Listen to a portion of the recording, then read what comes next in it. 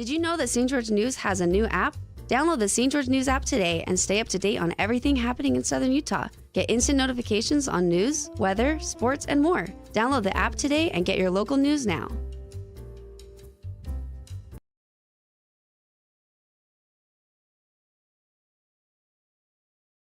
Hey, it's Sheldon Demke. Check out the latest episode of What's on the Menu, a behind-the-scenes tour of local restaurants. We'll see some of their favorite dishes and get an inside look on how these dishes are prepared. Check out this week's episode at stgeorgenews.com and click the shows on the menu tab. Nets on Fire is the place to hoop in Southern Utah. Elevate your game with group or individual training with elite coaching. Hustle to netsonfire.org to learn more and see why so many rising stars hoop at Nets. Nets on Fire, building champions on and off the court. Today's game is brought to you by Johnson Pediatric Dentistry, Sport Court, Scooters Coffee, and Holbrook Asphalt.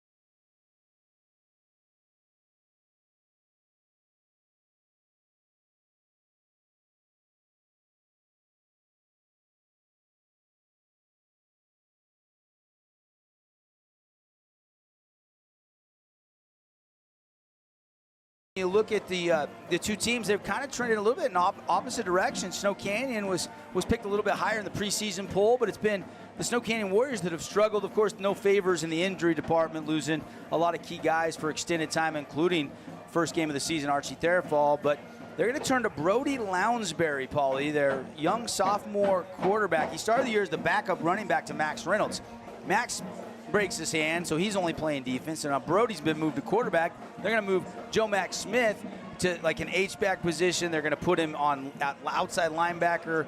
He's just an athlete. They want to put him on the field. So it will be the sophomore starting, and he'll lock horns with Levi Shaw, the junior quarterback for the Pineview Panthers. That quarterback position, I'm intrigued to see who will play better tonight. Yeah, me too. As Lounsbury's getting his third game of action, he came in about a half of his first stint and now starting to gain momentum and now taking the starting job. But I think as far as the injuries go, every team experiences injuries to a certain extent, but it's the next man up. It's J.T. Westbrook, it's Cale Johnson, it's Carson Stewart, it's the next guys that need to make impacts for the Snow Canyon Warriors tonight if they're going to win this game. Regular season coming to a close. Snow Canyon on the road, wearing the white jerseys, gold helmets. Pineview wearing the black on black with white numbers. Let's play some football. But first, let's take a look here inside our Sport Court of Southern Utah pregame show, our keys to the game. And first, Paul, as we take a look at the Everbowl keys to the game, we'll start with Snow Canyon.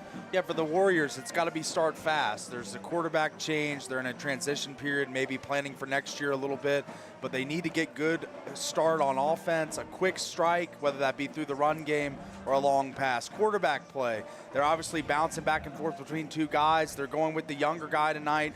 Let's see how he plays with extended reps and against a good defense. So, and I want to say, I got to give credit to Joe Max Smith. He's a senior.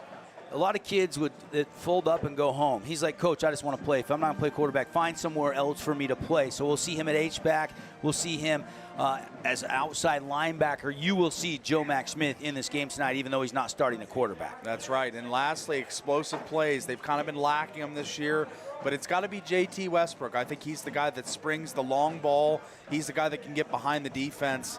I'd love to see him involved on some deep ball shots from Brody Lounsbury. I mean, they do have some playmakers like JT, like Esplin, like Kale. I mean, Carson Stewart. Yeah, they've got a few. They have a good wide receiving core if Lounsbury can get them the ball. He's a dual threat guy, can run it and throw it. For Pineview, they got to handle the pressure. Young team, but at this point in the season, all your sophomores should be playing like juniors. They got to run the football a little bit. Of course, Richardson, ankle, came back from the ankle, collarbone. He's done for the year, it sounds like, so they won't have him. And then they got to be consistent. Again, no turnovers. Against Crimson, they were kind of hanging, moving the ball, and then they'd have some costly turnovers. And, one of them maybe a pass interference that wasn't called. Another one, just McKay Wright makes an unbelievable play, and Levi Shaw, saw what he saw. And then the other one probably a bad play call. So you combo that up in 3 turnovers, it's tough to keep pace with them. So they got to clean that up this week. All right, Boulevard Home, game of the week. It's a Wednesday night to wrap up the regular season. Sit back, relax, and let's play some football.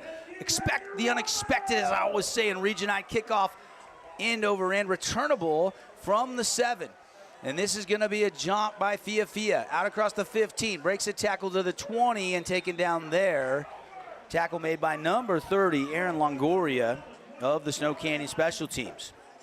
Absolutely. A good return to get the starting position. One thing to note tonight, Kevin Lopez is doing the kicking tonight. Ammon Allred is 1 under par with his team at the state golf tournament up at Meadowbrook. So unless he drove home and he's still going to handle the extra points, I'll scan the sideline, but I haven't seen him yet. So one storyline to watch for as this game unfolds. Levi Shaw out of the shotgun, going to run it. Good little crease to the 25 and taken down there. Tackle made by number 24, Max Reynolds, the senior. And that's Garrett William running the football there for the Pineview Panthers, as he looks really impressive to start the game. And last week showed a lot of bursts through the hole and picking up speed and getting to the second and third levels of a defense. So he's a scary runner. I know it's not the starter, but it's not Richardson, but he's still real capable. Another sophomore, though, young guy, little guy, about 5'7", 150 pounds. Shaw, first pass, back to the same guy that just handled the first carry of the game, and that'll be the first Fabulous Freddy's first down of this game, showing you he can run it, then showing you he can catch it.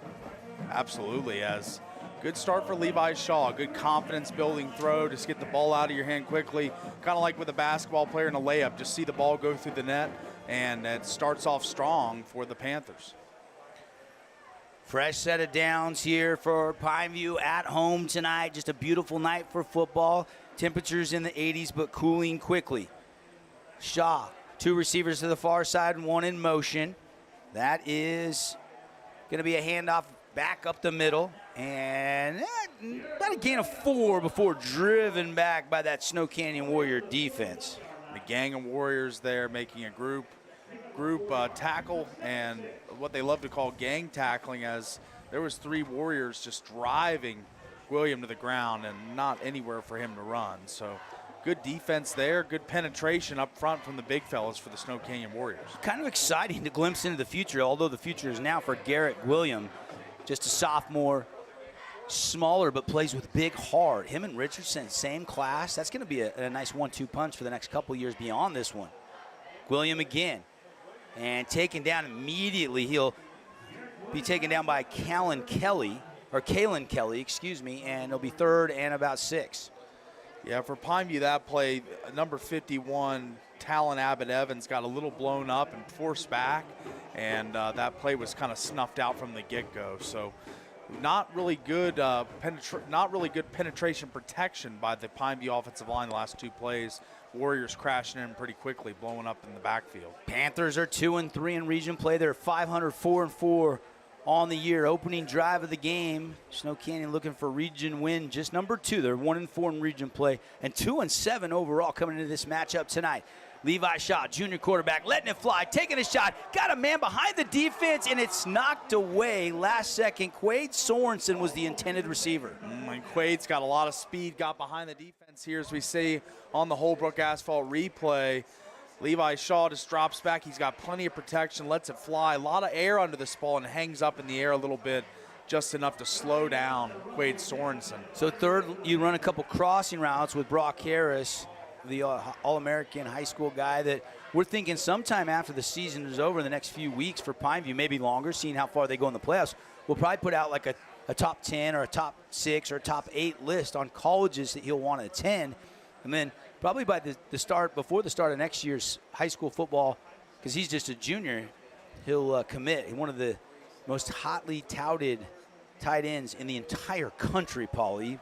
Highly decorated. He's one of these guys that tears up the 7-on-7 circuit in the summer, and when it comes to the games in the fall, he displays really well too, leading the Panthers in touchdowns with 7. He's a red zone threat every time the Panthers enter the red zone, and he's a deep ball threat, as I saw last week. Yeah, that was a great catch. 40-yard pass, and caught it on the pylon and made a great play on the ball. So he can do a little bit of everything, and the coaches of Pineview say he's the best blocker on the team. And I think that's what college recruits love about him, is he's not just a pass-catching tight end. He is really good blocking. Snow Canyon's opening possession, no score here. They'll take off on a jet sweep with 9:28 left here in the first quarter on the Nets on Fire clock. And that will go nowhere there. Runner with the ball was that Cale Johnson, number 2?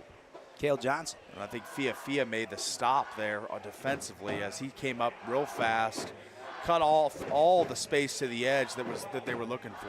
New turf that was installed this year earlier before the season started. Looking good as the sun is setting and the full moon is out here at Pineview High School. Brody Lounsbury hits Cale Johnson. Ball comes out. It's recovered by Pineview. Pineview will get the recovery.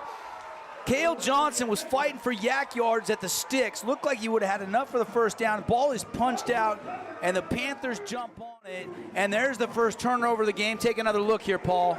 And it's just a tackle from behind and forces the ball out, and then it's a mad scramble, and only the Panthers around the football. No Warriors in sight. Just right place, right time for the Panthers. Tanner Hawes, number 33. Tanner Hawes, the guy that punched that out right there. And recovery made. I'm trying to catch that number on the recovery. That was number 32 for the Pineview Panthers, and that is Eli Nilsson. And the Panthers now have it on the turnover. They'll set up shop at the Snow Canyon 40, 1st and 10. 8:51 left, first quarter clock. Pass outside, complete. And Yoakum is going to put his shoulder down, and that's a dealer collision. Big hit delivered by Yoakum, the other tight end for this Pineview Panther team. And that's that 6'2", 200-plus pound frame just making his own space as he bullies over a defender, as we see here on the Holbrook Asphalt replay, as he takes on a defender head on and knocks him just on his butt. And great play to open up the space for him, sending him in motion and get him right on the out route. Beautiful play design. For our radio audience, that was completed outside the numbers, and he delivered a blow staying down the sideline. William going to run it down into the Red Rock Real Estate red zone. That's another fabulous Freddy's first down. It'll be 1st and 10 from the 15-yard line, and the Panthers trying to culminate with some points off the turnover early in this one. This is the fast start we talked about in the keys to the game, as Levi Shaw in this offense needs 7 here. They can't settle for 3. And I just keep sticking in Williams' gut as he's shown a lot of burst early on in this game. Warriors trying to get maybe a field goal attempt or a turnover on downs here, but first down for Pineview. They can get a first down at the 5. They'll spot it right in the middle of the hashes. Shot of the shotgun, looking, quick pass over the middle. Brock Harris, and he couldn't bring it to the body. Thrown a little bit low and behind him. And as he was trying to bring it in, he takes a hit and it gets dislodged. A lot of free runners through the A gaps there, right up the middle, center guard gaps, and they just come straight at Levi Shaw. Not any time to set his feet, square his shoulders, and throw. Yeah, he knew it was coming. He read it, and he had to get rid of it a little early. That's why that ball was not on the money. But that's the right play to get to Brock Harris and avoid a would-be sack. 2nd down and 10. Draw play up the middle. Gwilliam. He is going to be driven down after a gain of 2, down inside the 15.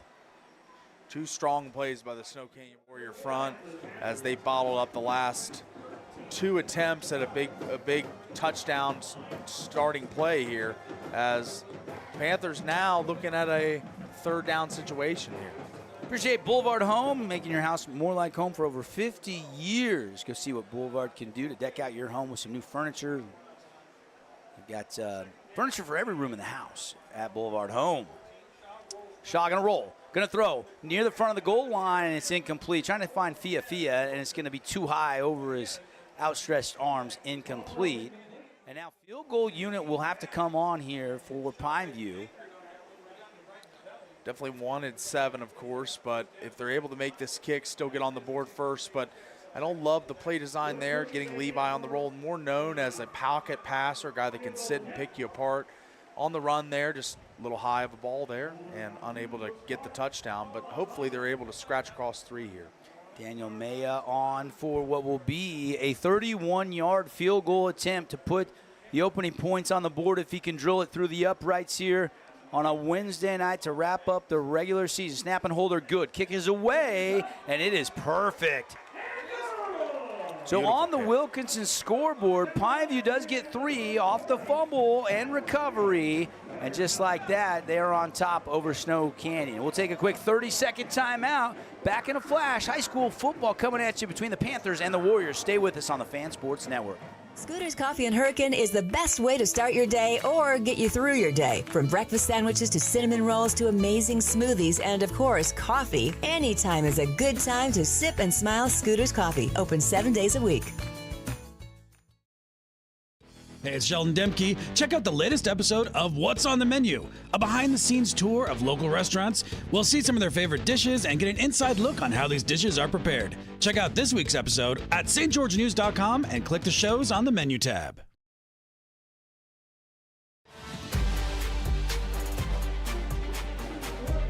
Back live here, Pineview Panther home football games. I'd like to thank some of their platinum sponsors, McMullen Injury Law, Southwest Oral Surgical Arts, and Crimson Heights Counseling. Thank you for your support of Pineview Panther football. Devin Dixon, Paul Ratliff with you here in the broadcast booth. CC, our third member of our crew, will be joining us here. And CC, good start. Anytime you can just get points on the board off a turnover, you got to love it if you're Coach Boyer and the Panthers. Yeah, you know, I agree with what Paul was saying earlier in that drive. I feel trying to get Levi Shaw out on the edge and through a pass just on the run, not necessarily his strength. Let him try to pick you apart, drop back, and maybe step up if anything. But still able to get points instead of getting a 0 there, so you're happy with that. Mannix Shakespeare on the return, and a pretty good return. He tried to get to the edge and got it as he's knocked out of bounds to the 35-yard line. And that's where Brody Lounsbury and the Snow Canyon offense will set up shop for drive number 2. Paulie, who's your Findlay Subaru stars of the game tonight in this one?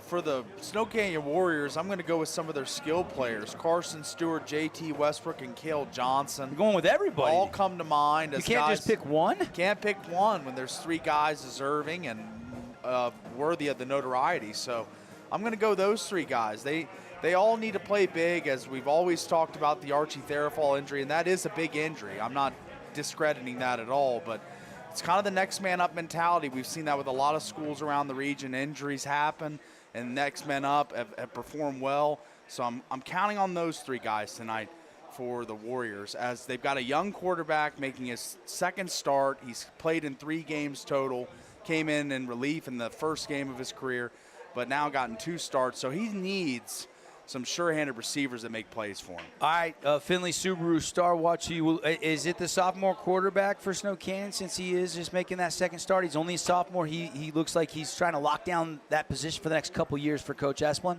Yeah, I mean, I think all eyes are on Brody Lounsbury. I'm sorry, for Pineview, is it the quarterback, Levi Shaw? I got my quarterbacks mixed up because he's got to spread it around some playmakers too. We've seen him be very good as a first-year starter. He's just a junior. That's right. He's a guy that's going to get better every single year, and he's gotten better this year from start to finish. So I think that developing these 2 guys, Lounsbury, Shaw, for next year could be fundamental building blocks for these 2 teams, as we've seen it with Dylan Gabriel at Herc and got the reps last year and really has taken the next step this year. So I think we could see that with both these quarterbacks in this game come next season. But let's not talk about next season. We got a game right here, right now. We still got playoffs to be played, and both these teams trying to etch their spot in the bracket.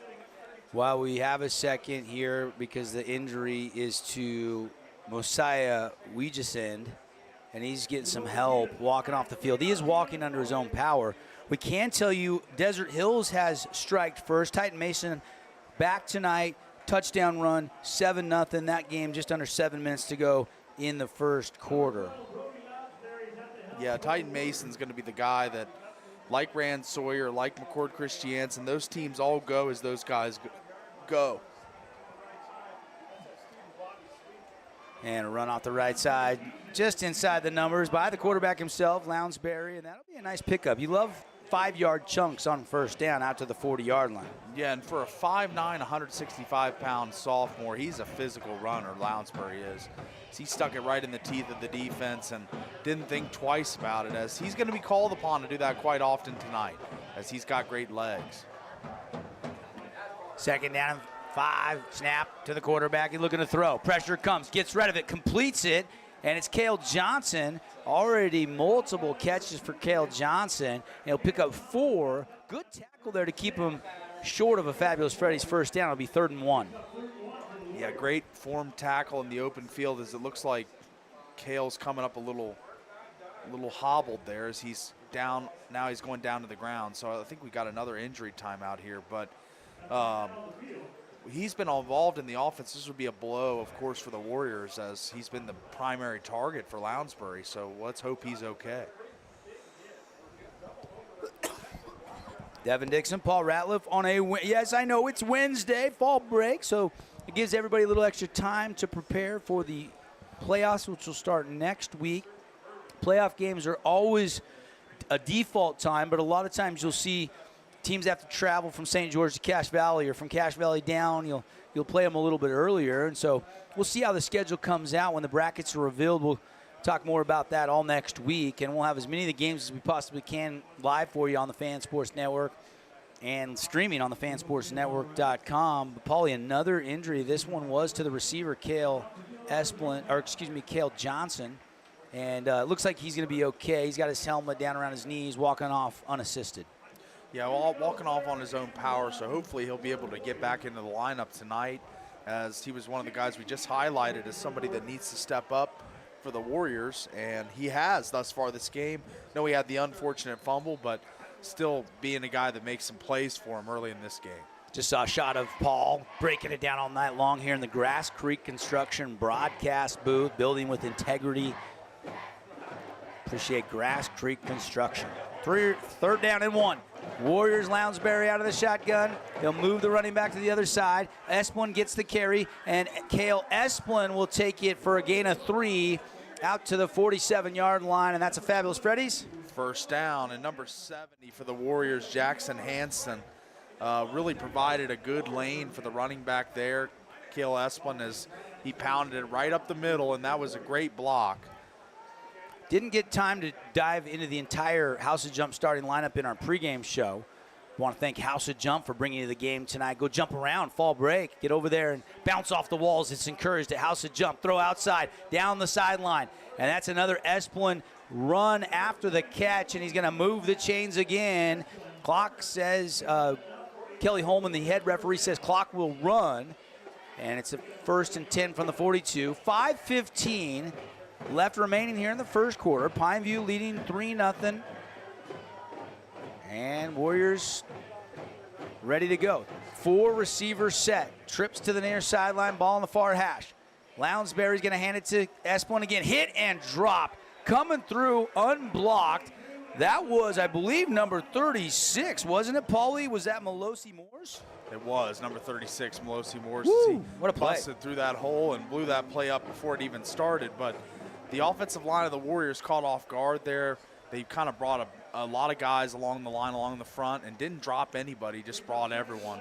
Too many defensive players for the offensive line to block. Melosi Moores, linebacker, is a junior. 5'10", $195 with that TFL. 2nd down and 11, loss of 1. Lounsbury ready to go, and they'll blow it dead. He had the snap, but looks like a procedure penalty on the Warriors. That'll back them up 5. That hurts for the Warriors, as they were really starting to move the football pretty proficiently, and now getting behind the sticks and making it a more difficult down and distance for a young quarterback like Lounsbury. 3-0 our score. Pineview on top of Snow Canyon on that 31-yard field goal attempt off the foot of Maya.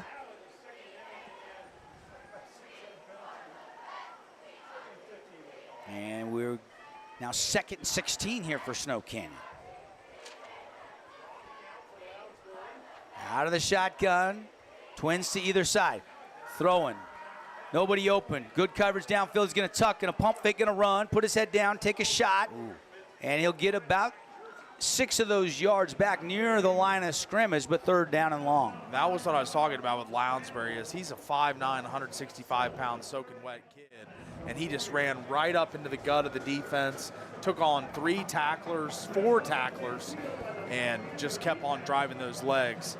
That's a kid you want to see out there grinding like that. Your quarterback really just taking on the physicality and the toughness of this Pine View defense, and matching it. Sophomore Christian Carlson was the first to deliver a dealer collision big hit. And now Lounsbury taking a shot. Man behind the defense, jump ball as he came back forward outside the hashes at the 3, and it's incomplete. Incomplete. Ball hung in the air just a little bit, and they could not connect. It looks like we got a Panther that made the play down on the field, as we see on the Holbrook Asphalt replay here.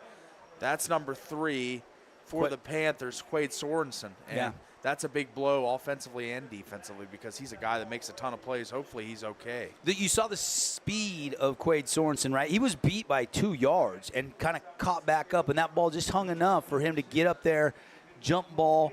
A lot of times when it's underthrown, the receiver has the advantage. He's tracking it, but nice job by Sorensen to get his head around and get a piece of that football. He's up.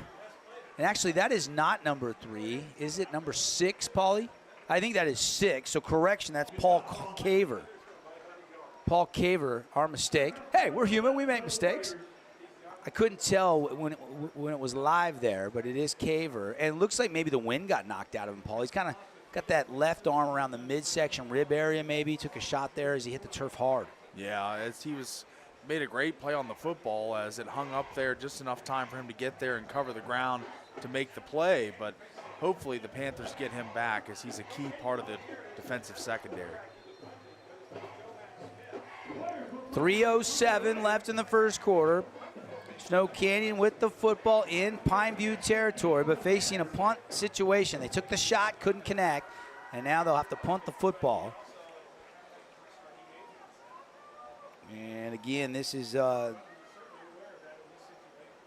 Lopez, the kicker. This punting duties tonight. Pretty good one. Spiraling to take a favorable bounce. It does. And it's going to be down inside the 2-yard line at the 1. What a punt. That's a 43-yard punt with no return. Pinned him as deep as you possibly could. Yeah, what a picturesque punt there from the Warriors, as and the coverage team getting down there quickly to not allow that ball to roll into the end zone. Great overall special teams play. Manic Shakespeare was the guy that got down there on special teams. You are right. But how about Lopez? You could see it was spiraling. I could tell when it was in the air that it was going to take the forward kick because of the way it came off the foot. Love to see that from your high school kicker. I mean, these kids are getting better and better and better, right? I mean, I don't see college punts that good half the time. Run outside. Panthers going to try to stretch it out and get out of that danger territory, and they do get out of the shadow of their own goal. Run off right tackle will get them a 5-yard gain out to the 6-yard line. As we see on the replay here, not a lot of room to operate, but they just kind of go that straight wildcat almost look and get a nice little gain and get some breathing room. Maka Fia with the carry there, so they put Fia in and give him the ball. Live here, another run off the right side by Fia, and it's going to result in the Fabulous Freddy's first down. And Panthers moving the football pretty well now, looking like they're starting to gain momentum.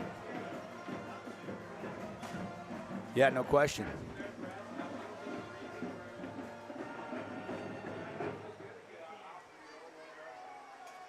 And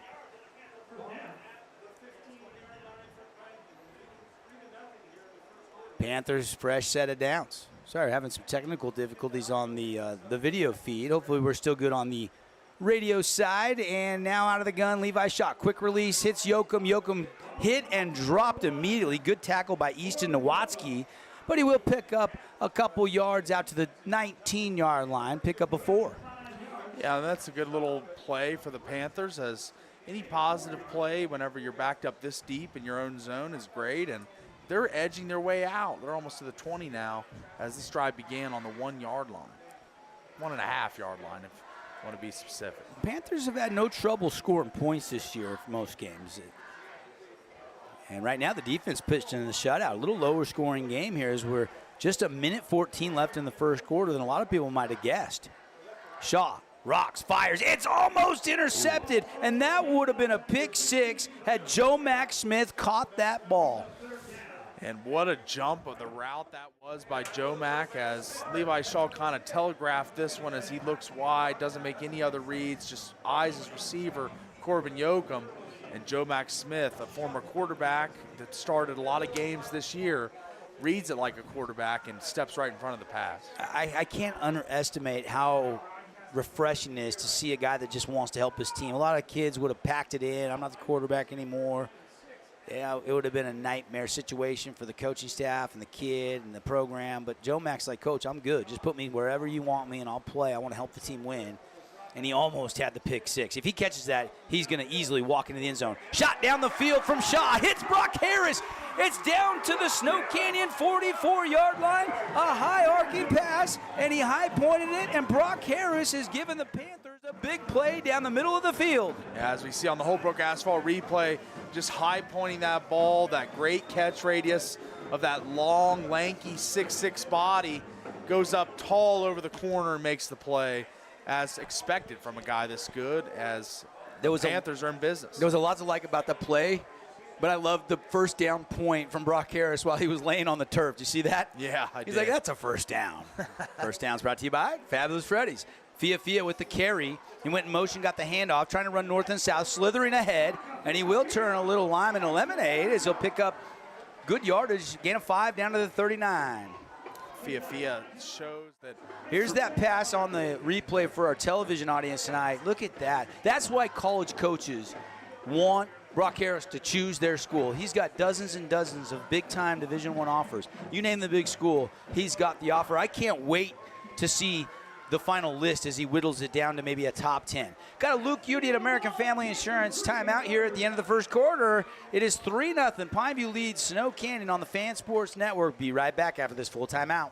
Relatives coming to visit, not enough room, or maybe you're looking to host a family reunion and need a house with a pool. Well, Red Rock Vacation Rentals has got you covered. From 2-bedroom condos to 10-bedroom luxury homes, they truly have something for everyone. Plan your perfect getaway or staycation. Visit St. George, Utah, vacationrentals.com.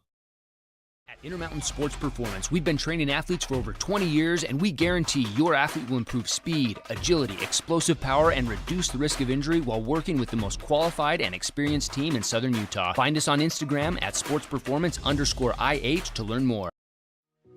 We love giving back to our community, and over the years, we have provided vehicles for families in need, supported local charities, and helped train our first responders. Dealer Collision, your place for collision repair. Today's game is brought to you by Findlay Subaru,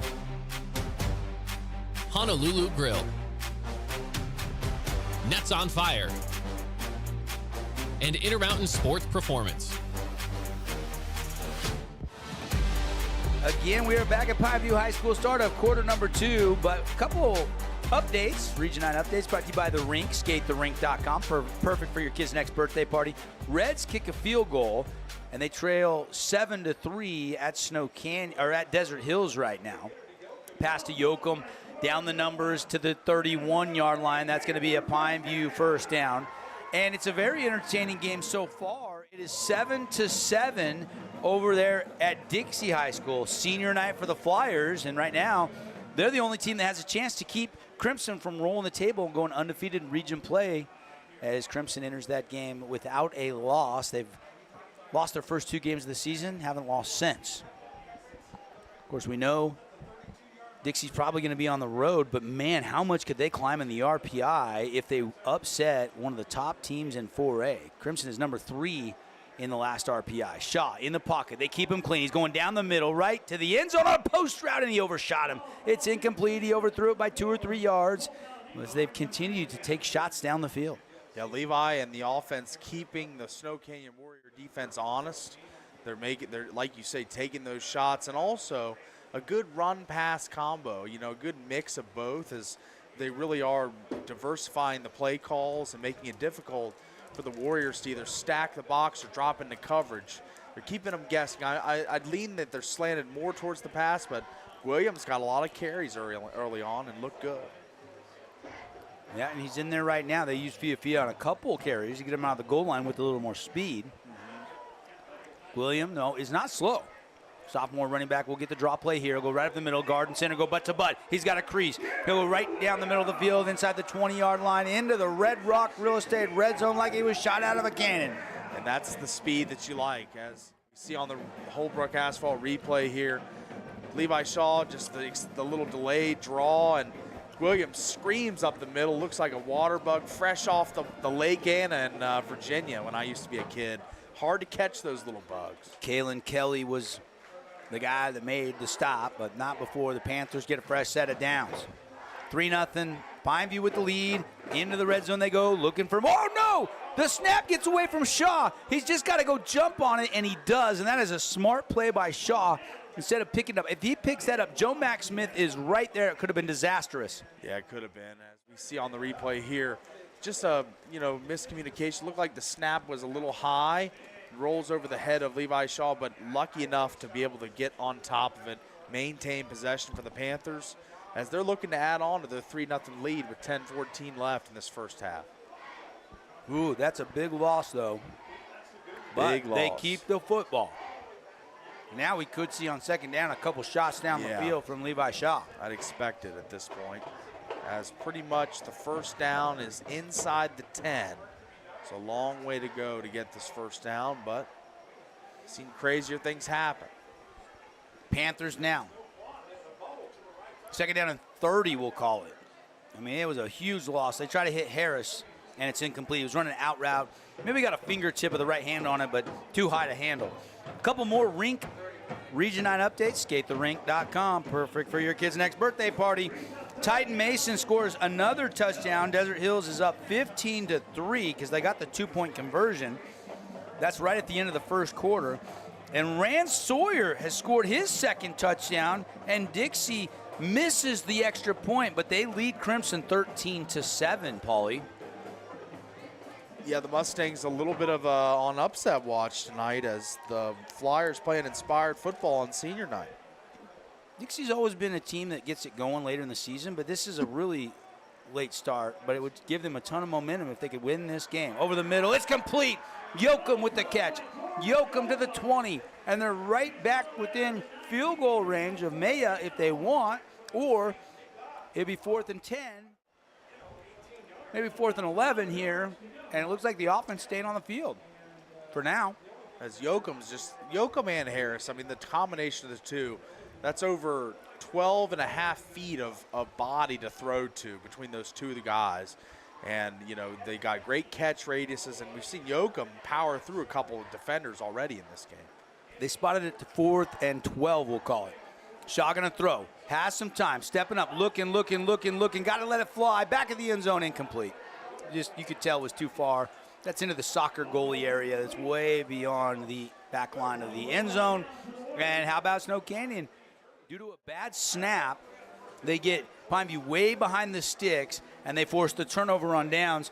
Shaw had nobody open there, and probably smart just to throw that one away. I really think he was just throwing that one away. Yeah, great coverage by the Warriors in the back of the end zone.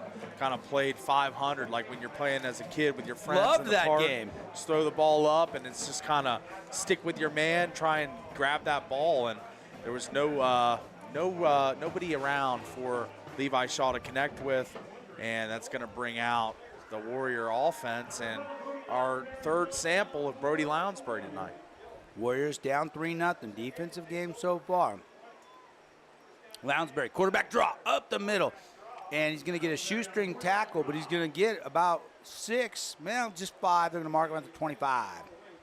And that's something he can do that Joe Mack can't do. Joe Mack probably a better pocket passer, but Lounsbury on the run, on the roll, design runs. You can do a lot of stuff with him as far as the creativity goes on offense with a dual threat quarterback. So like what I've seen in the design runs, I'd like to see more of them because this kid can run.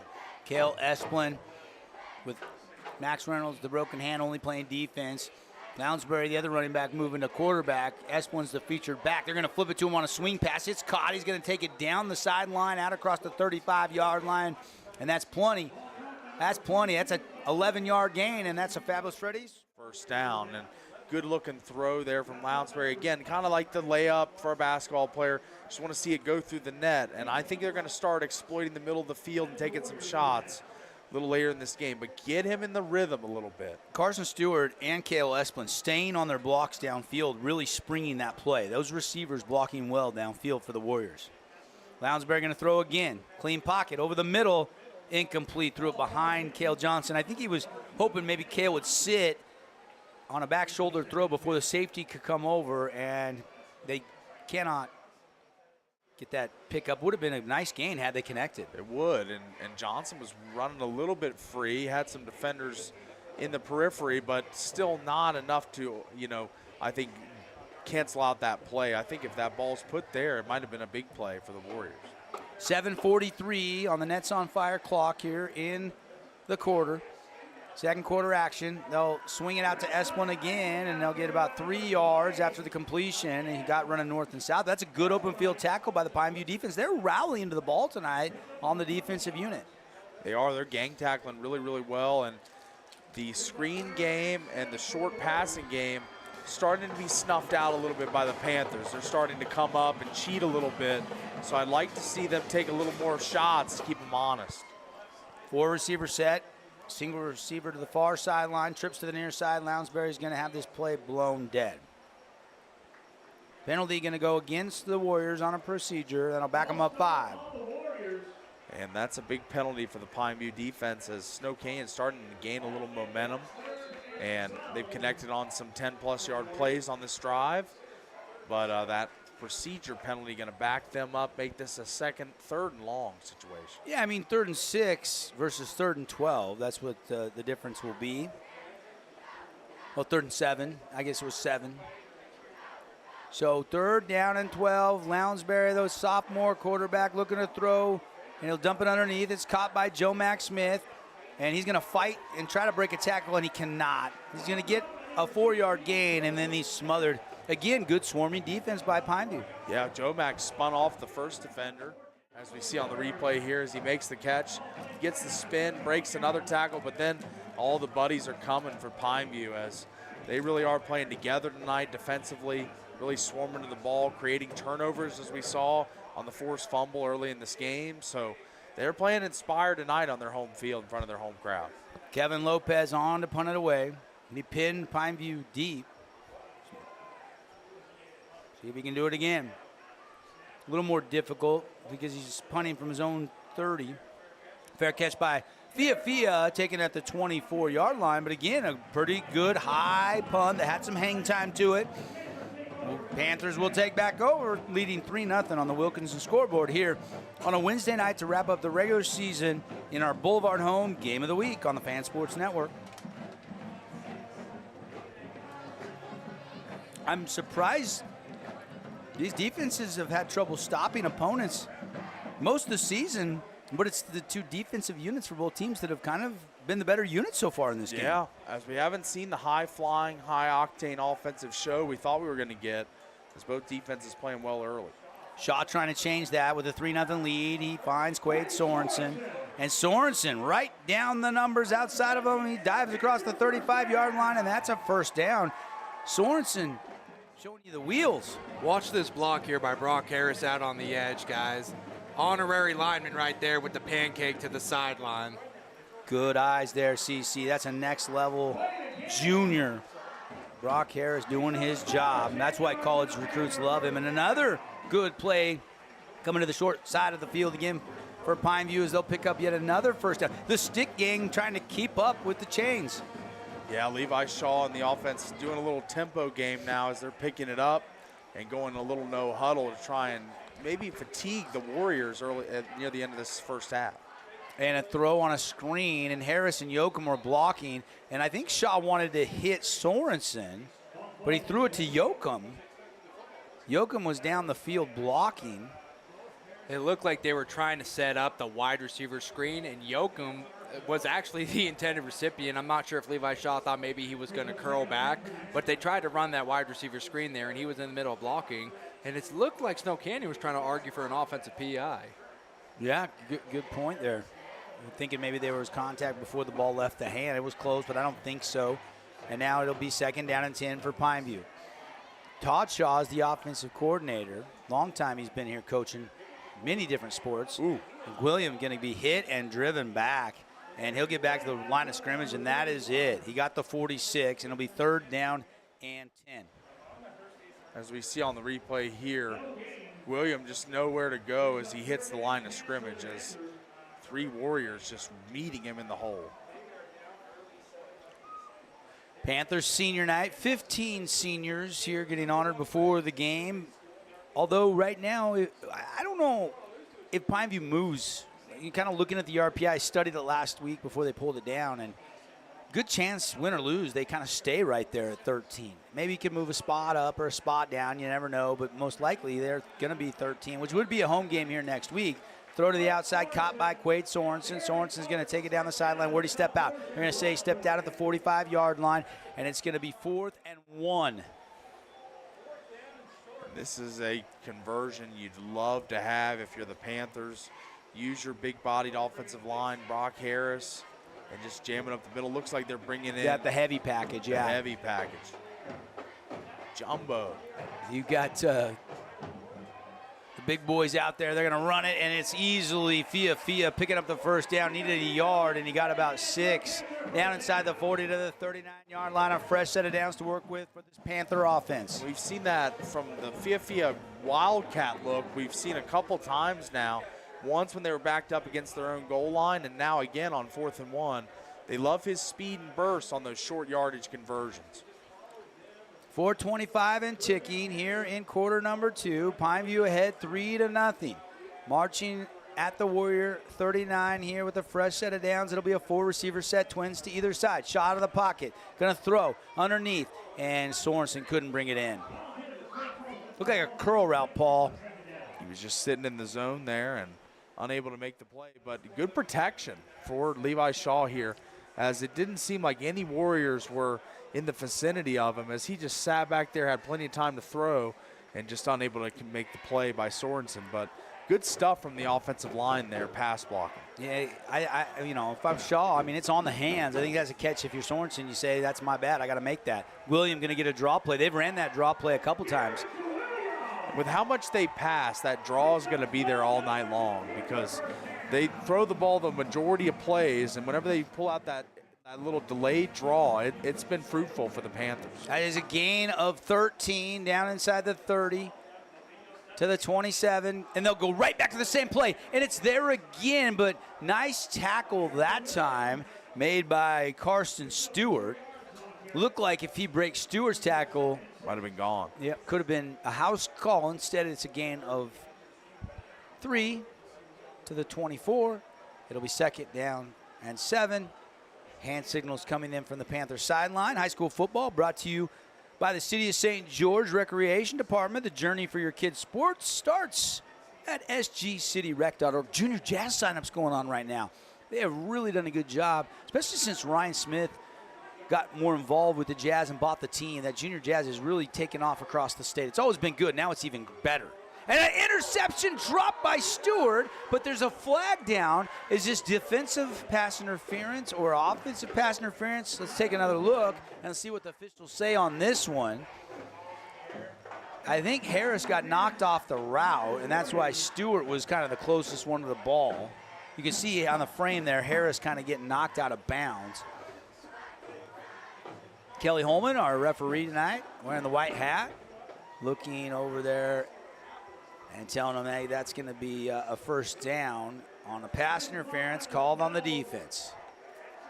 Again, our Holbrook Asphalt big score dessert in effect to wrap up the regular season. We'll keep doing it through the playoffs, but on a Wednesday night, fall break, you can stay up late. If any Region 9 team scores over 25 points, it's pretty easy to go get a buy one, get one. You buy one, you get the second of equal or lesser value for free. Holbrook Asphalt's buying the second one for you at Yogurtland in St. George only after the game. William going to run it. Flag flies again. No, there's not Is there a flag down there, Paul, in the mess? Yeah, I think I see a flag. Oh, I see one, yeah. And it would have been a short gain of a couple if it stands by William.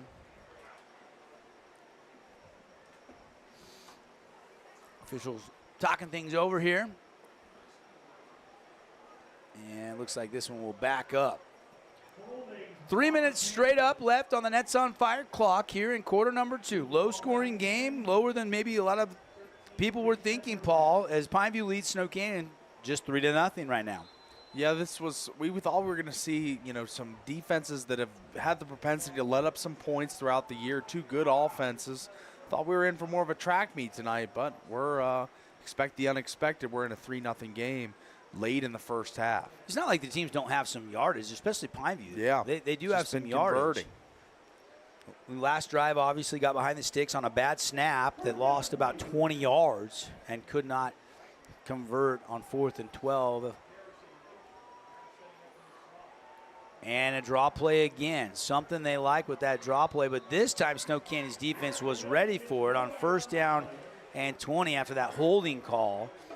They'll get a yard if that, and it'll be 2nd down and long for this Panther offense. Again, behind the sticks here as they're approaching the Red Rock Real Estate red zone, Paul.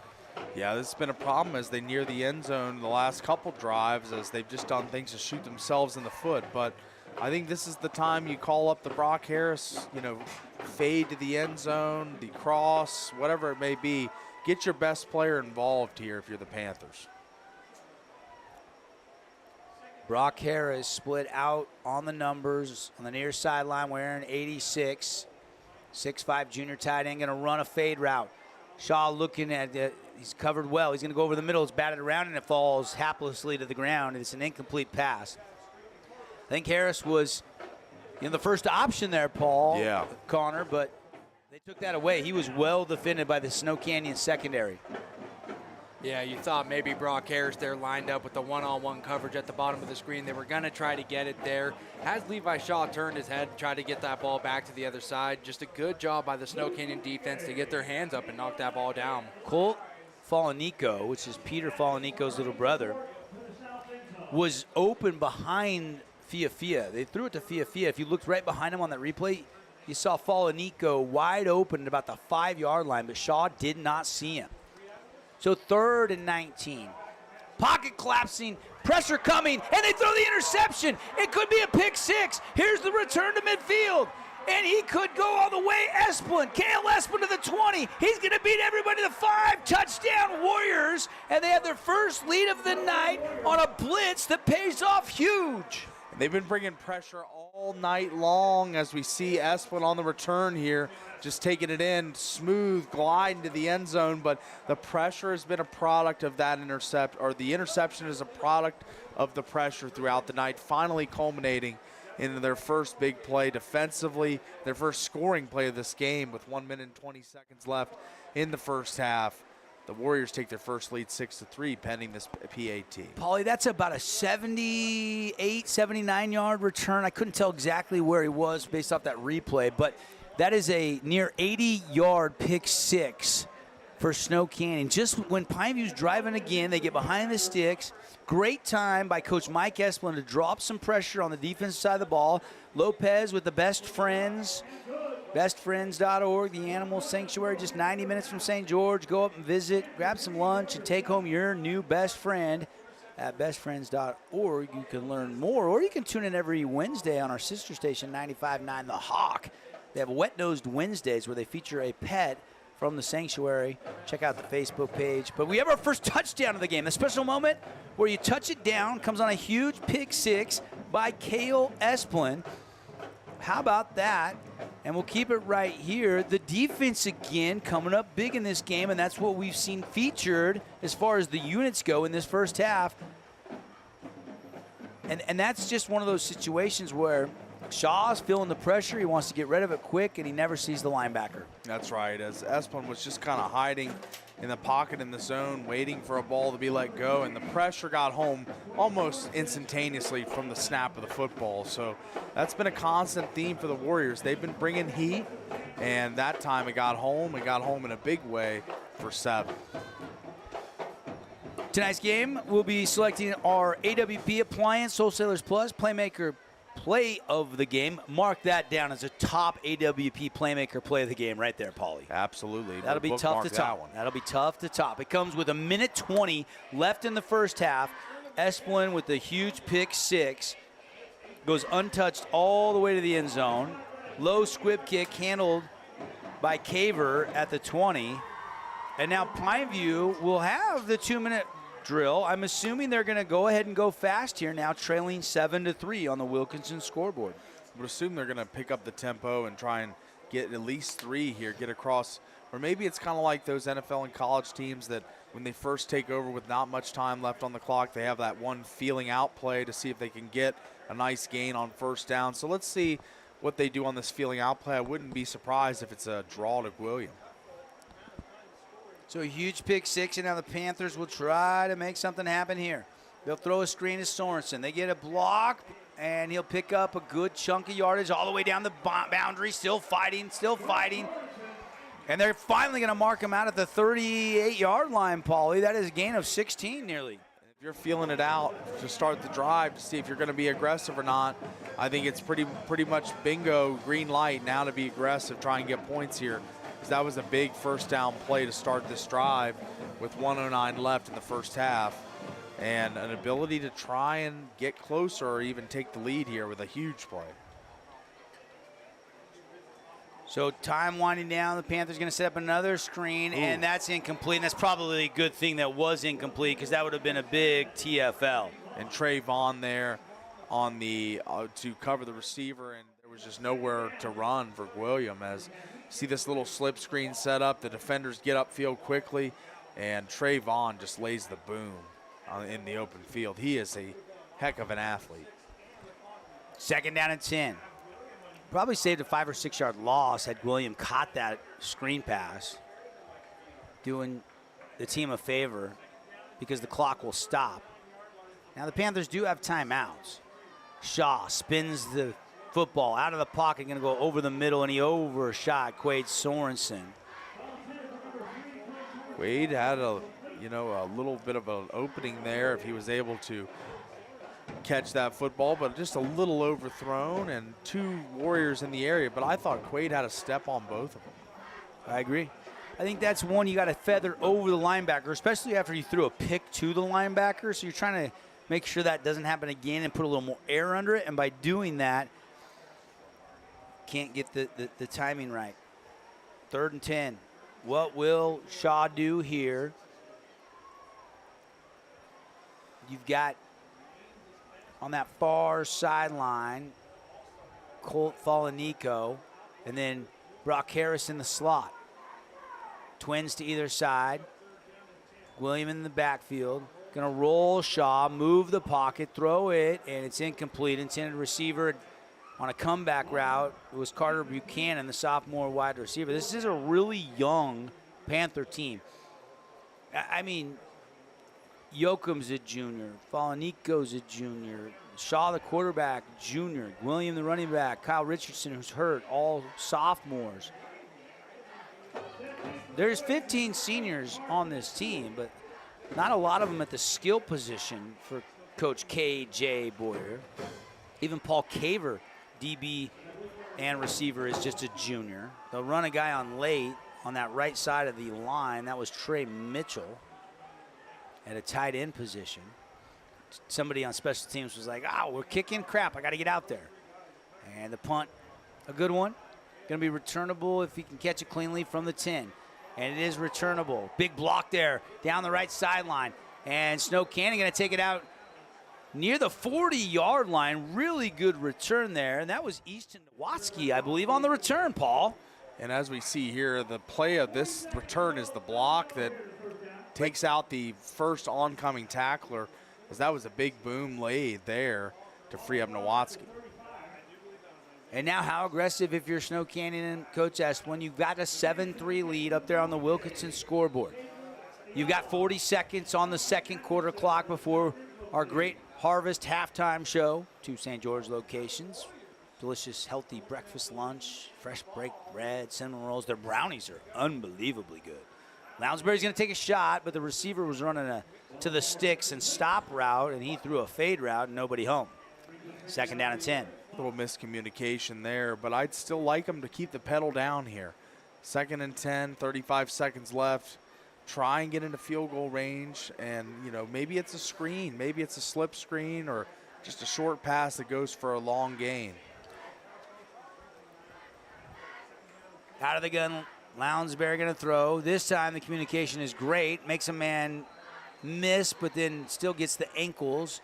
That's a nice little catch by Isaiah Thompson, the sophomore. James Thompson's younger son. We saw his older brother, signing day, New Mexico Lobos to run track. I was at the signing day. Yeah, Samaje. Yeah, this is a little brother. And timeout on the field, brought to you by Luke Udy at American Family Insurance. Get you a Rink Region 9 update. Cyrus Polu, a long touchdown catch. The Thunder go up 22-3, but on the ensuing possession, Crew Giles a TD catch. So it's 22-10 with 2:02 left in the second quarter. Update over at Dixie High School. Malachi Alofapo touchdown gives Crimson a 14-13 lead over Dixie with 58 seconds left in the half. Here, Snow Canyon, thanks to a pick 6 by Cale Esplin, they've got a 7-3 lead, and with the football just shy of midfield here out of the timeout. Appreciate Luke Udy, American Family Insurance. Get a quote on your home, auto, or life insurance today. Give Luke a call. Pass out of the backfield. Esplin off his hands. Hit came. It's incomplete. Short pass, only 2 yards there. That's not going to do you a lot. You need to either get into field goal range or you need to go for a touchdown here with only 25 seconds on the clock. 2nd down and 10. See what Coach Esplin dials up here. Lounsbury's got a big arm.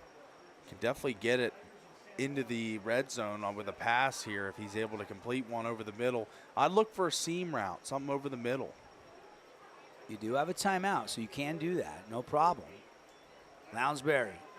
Harris playing defensive end. Got in there, but he gets rid of it. And Esplin makes the catch. Gets out of bounds. Be shy of a first down to the Panther 45-yard line. It'll be 3rd down and 2. Clock stops at 18 seconds left here in the first half. Warriors up 7-3, looking for more. Esplin's been an assassin on those little leak-out screens. He's done so well at getting the ball, and that time getting out of bounds, saving vital seconds for the Warriors.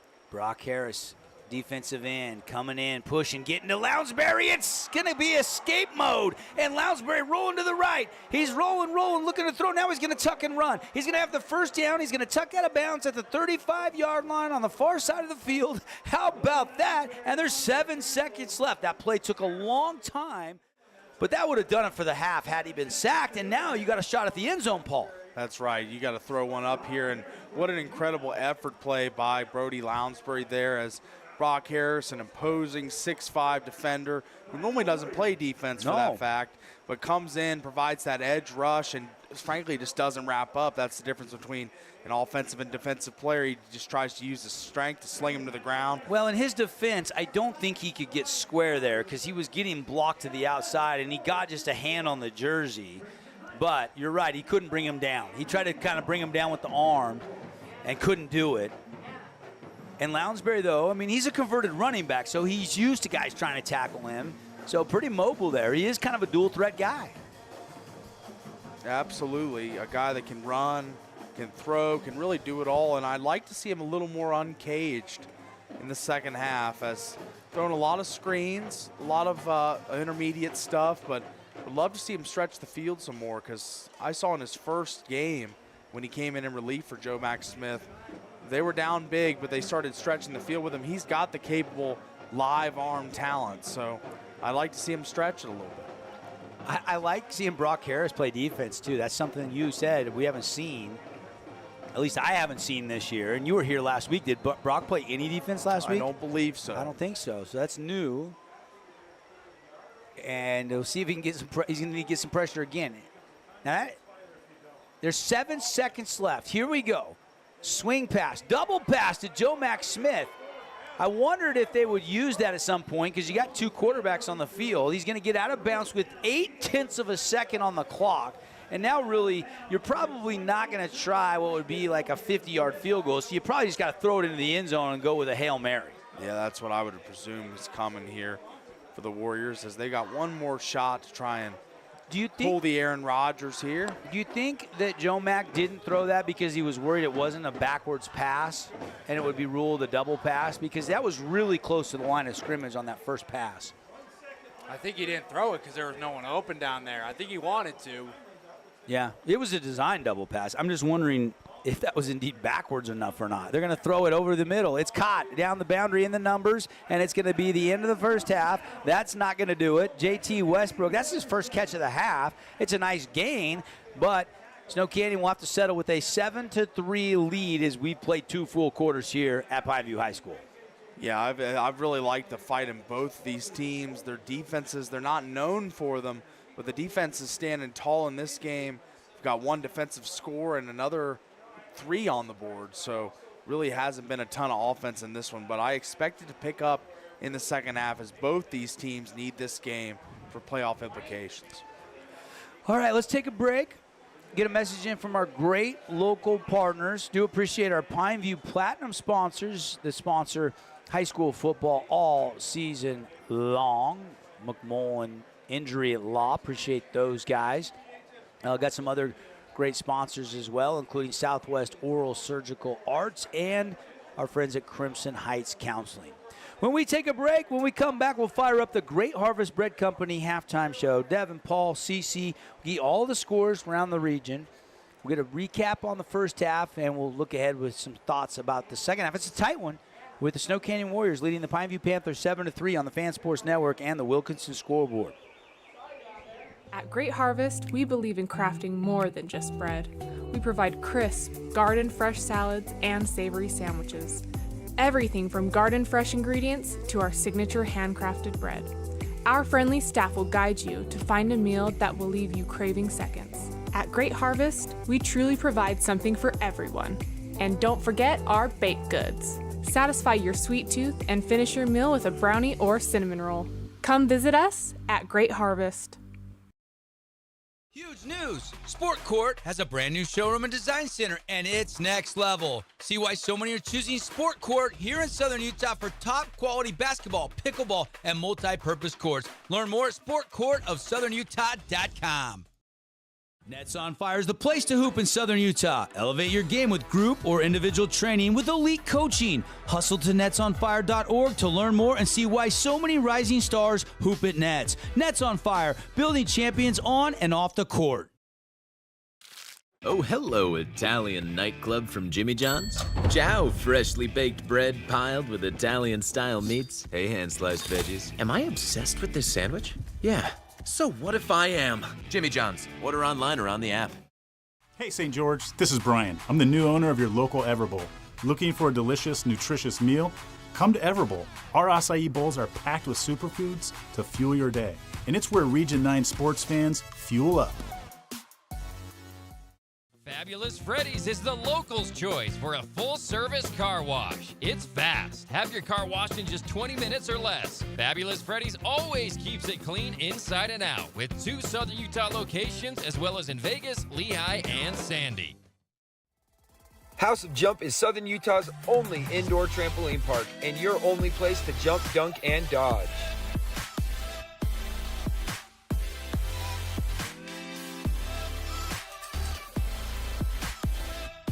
Head on over to our house, the House of Jump.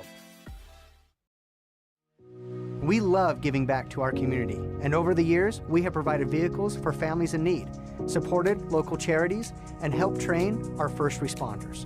Dealer Collision, your place for collision repair.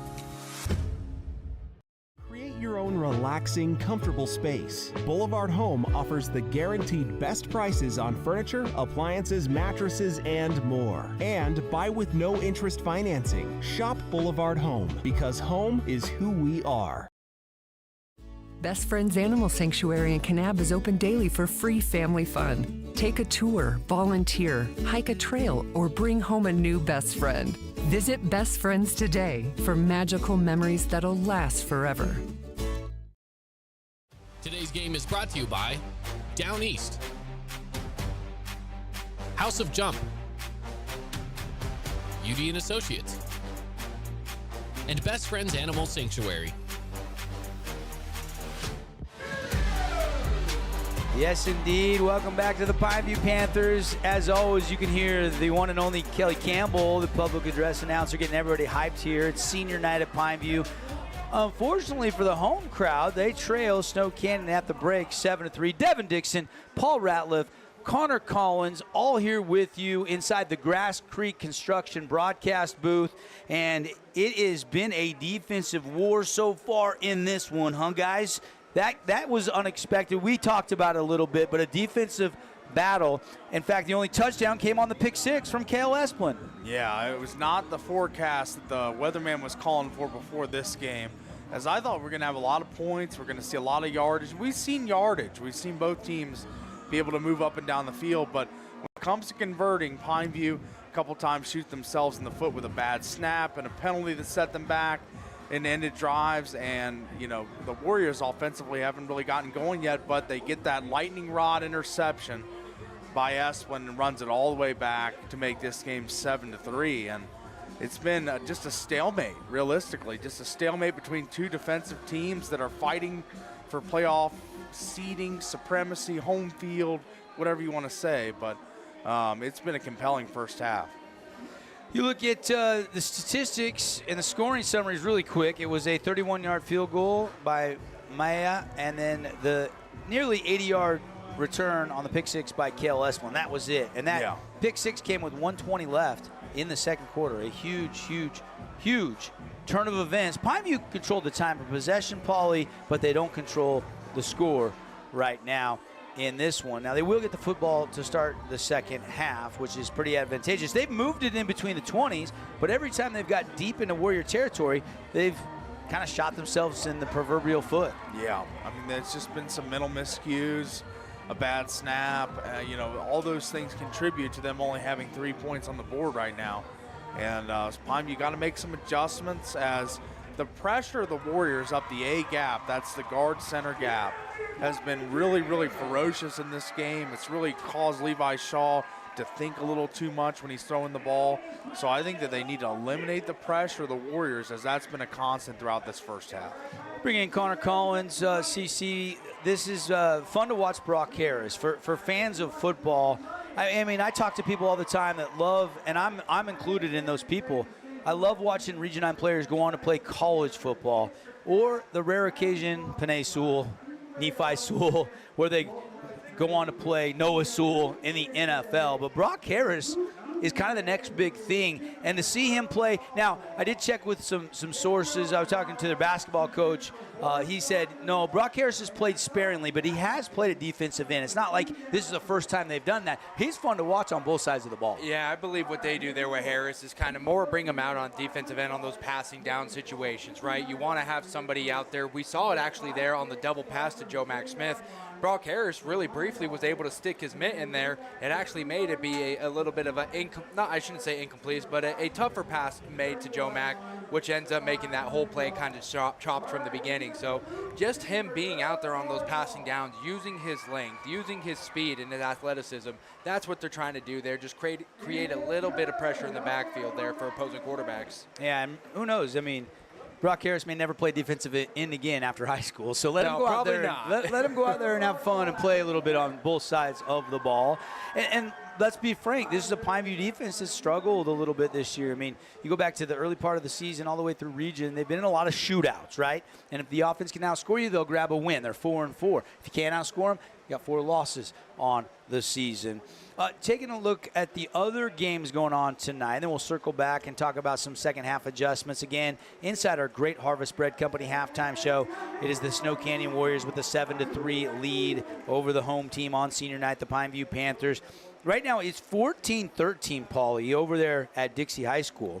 And the only difference between Crimson and Dixie is a missed extra point right now. Yeah, Dixie playing some inspired football there on senior night, as Rand Sawyer kind of a one-man show this year, but the defense for the Flyers obviously holding the Mustangs to only 14 in the first half. That's got to be one of their better outputs all season. So like to see the fight, like to see them playing to the final end of the season, and against a very good team in Crimson. That's great fortitude from Blaine Munkers, keeping this team still engaged, still fighting, and I'd like to see them upset Crimson, to be honest with you. We'll see how that one plays out. Still 2 quarters to play. Ryder shared 8 out of 12, 121 yards, 2 touchdowns. At the half, McCord Christiansen had 6 touchdowns last week. 11 carries, 75 yards. No touchdowns in the first half so far against Dixie. Wow. But it's Malachi Alofopo, 3 catches, 92 yards, and he has both of those receiving touchdowns. And you're kind of seeing stars in that game come out to play. Alofopo, 2 touchdowns. How about Rand Sawyer? 14 carries, 155 yards in 2 quarters, guys, and 2 touchdowns. So Alofopo and Sawyer going back and forth over there across town. One thing I've always said about Rand Sawyer, especially now in this later half of the season, is what is going to be the tread life on this kid? How much times are they going to be able to give him the ball and expect him to just get you down the field time and time again? I think we saw last week in that game against Snow Canyon, Dixie had a little bit more of a passing offense there with Wyatt Truman to Bennett. I think that's something they got to try to explore again because, again, if you're just giving the ball to Rand Sawyer 30 times a game, if I'm the defense, I'm loading 8 to 9 guys in the box and I'm making you beat me another way. Yeah, no question. Good stuff right there. The other game, and again, our halftime Region 9 updates brought to you by The Rink, skatetherink.com. You can check out all their party packages for your next kid's birthday. You had Polu with a long touchdown. Giles answers with a touchdown reception. It was 22-10. And then Titan Mason out of the backfield catches a touchdown. That's his 3rd total touchdown of the night. And at the half, it is 29-10 now, Desert Hills. And, of course, Cedar got a crushing loss last week when their junior quarterback, Everett Kelling, broke his collarbone. He's out for the season. So, offensively, they're down a key component there. They're fighting, but down 29-10 at Desert Hills. Yeah, I would say look at Cedar, probably do lean on the run game going forward with Caleb Pauly there, a guy who's been solid this year, kind of got lost in the mix, I think, with all the big running backs that we talk about in Region 9. Had a very successful season so far. However, there's going to be a lot more pressure on him, I think, now, like you say. Crew Giles, maybe try to give him some end-arounds, jet sweeps, something to give him the ball a little bit quicker. Just do whatever you can to take some of that pressure off your young sophomore quarterback. Here in the Grass Creek Construction broadcast booth, let's go down back to the field if we can, because we've got our kick for cash going on tonight. Our boy Aaron Crane, who does a great job with St. George News and a lot of the video you see, he is emceeing tonight the kick for cash down the field. And this is kind of the grand finale, the end of the regular season. A lot of money been donated from Stephen Wade over the years to this kick for cash thing. And it's always entertaining. You get to pick these student athletes from the soccer team usually to come and try to earn money for select clubs at Pineview High School tonight and all of our region schools. So shout out to my boy AC down there emceeing the kick for cash at the half. And the more you make, the more field goals you make, the more money that goes to your program. And that's a pretty good kick right there, Paul. You couldn't have kicked it that hard through the uprights. I haven't kicked it that good since I played soccer in like 6th grade. So, beautiful kick. It's funny. The older Paulie gets, the more sports he played. He was hockey, soccer, field hockey, badminton, underwater basket weaving. He played them all. That's right. Now he's an expert pickleball player on the pickleball circuit in St. George. You can see him at the pickler. I've seen him do cornhole. I mean, now that's something special. Yeah, right. It is special. That's for sure. That is for sure. That's right. Hey, one other score. How about Dodgers and Mets? Let's go to the National League Championship Series. And right now, all Dodgers, bottom 6. They're in the Big Apple. Mets going to have to rally because the Dodgers lead 4 runs to 0 right now after splitting those games in L.A. And right now, we wait till the ALCS switches back to Cleveland tomorrow night, again for a big one for the Guardians. Yankees dominating that series as well. So we'll see how – I love me some postseason baseball. And this is just such a great time of year. We're ramping up. Regular season ends tonight. That was a 40-yarder down there for our kick for cash, right through the uprights. 40-yarder. Wow. All right, let's take a break. We'll come back here. More of the Great Harvest Bread Company halftime show. Again at the half, 7-3. Snow Canyon leading Pineview. Other scores, Desert Hills up 29-10. They're beating on Cedar tonight. And good one brewing over there at Dixie High School as the Flyers trail by 1 as Crimson's trying to go undefeated in Region 9 play. And it's 14-13, Crimson with the 1-point lead. We'll come back. We'll get you some second half adjustments and get you ready for a good 2 quarters of football still to go here from Pineview High School on the Fan Sports Network and streaming on the fansportsnetwork.com. Links up. You can go to our YouTube page. You can subscribe. Also, we're coming at you on KSLSports.com tonight. So if you're watching, thanks for watching. If you're listening and you're headed home for your Wednesday night, it is still a weekday. Yeah. Pop us on with your screen share on your smartphone or pull out your iPad or whatever and enjoy the second half. It's coming up when we come back. At Grass Creek Construction, they put their heart and integrity into every build. Their team is committed to delivering top-quality commercial projects that stand out. Integrity is their competitive edge. Building with passion, building with purpose, proud sponsor of local sports. Hey, it's Sheldon Demke. Check out the latest episode of What's on the Menu, a behind-the-scenes tour of local restaurants. We'll see some of their favorite dishes and get an inside look on how these dishes are prepared. Check out this week's episode at stgeorgenews.com and click the shows on the menu tab. Check out this week's edition of TGIF on stgeorgenews.com. TGIF is your weekend adventure guide to all the fun and exciting things going on in Southern Utah this weekend. Find this week's edition at stgeorgenews.com and click the shows on the menu tab. Have a blast this weekend. Need an appliance or two? AWP's got you. Check out the remodeled expansive showroom, highlighting the cafe series with colors like matte black, matte white, and modern glass. Make your kitchen stand out. Come see the local boys at AWP across the freeway from the Bloomington Walmart. Welcome to the Back Nine. We bring the world's best courses to you. Elevate your game at any time with 24/7 access to top-tier golf technology and expert PGA instructors available. Back Nine Golf is a place to improve your swing for all ages. Join us today. Wander around a warehouse store forever and never find the one thing that can make all the difference. A helpful face? Now that's something to consider. Everything your local Bucks A stands for is written on our faces. Welcoming, neighborly, knowledgeable. When you're in need of a helpful face, visit one of our 3 Southern Utah locations. Hey, it's Marco from Coral Canyon Golf Course inviting you to play the course with the best backdrop in Southern Utah. Make sure you get out and experience great golf for a great price at Coral Canyon. Visit coralcanyongolfcourse.com or call us at 435-688-1700 for your tee times. Remember when Down East was all scratch and dent furniture, your go-to for dorm rooms, kids' rooms, and first homes? Well, the times have changed and Down East has changed with you. Down East is proud to offer our beautiful collection of high-quality furniture designed to elevate your space and make a statement. From stylish sofas and dining tables to cozy bedroom collections. If you're starting fresh or looking to upgrade, Down East has everything you need to create the home you'll love. Today's game is brought to you by Everbowl, Back Nine Golf, Fabulous Freddy's, and Great Harvest Bread Company. Back here at Pineview High School, where it is Snow Canyon on the road tonight, leading 7-3. Let's dive inside the stats, and then we'll talk second half adjustments inside of our Great Harvest Bread Company halftime show. By the way, we gave you some halftime stats from that Crimson-Dixie game.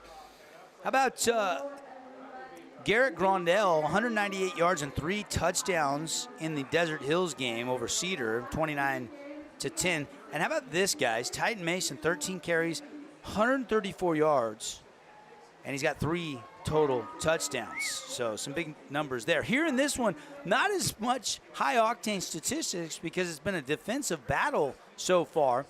13 first downs for Pineview.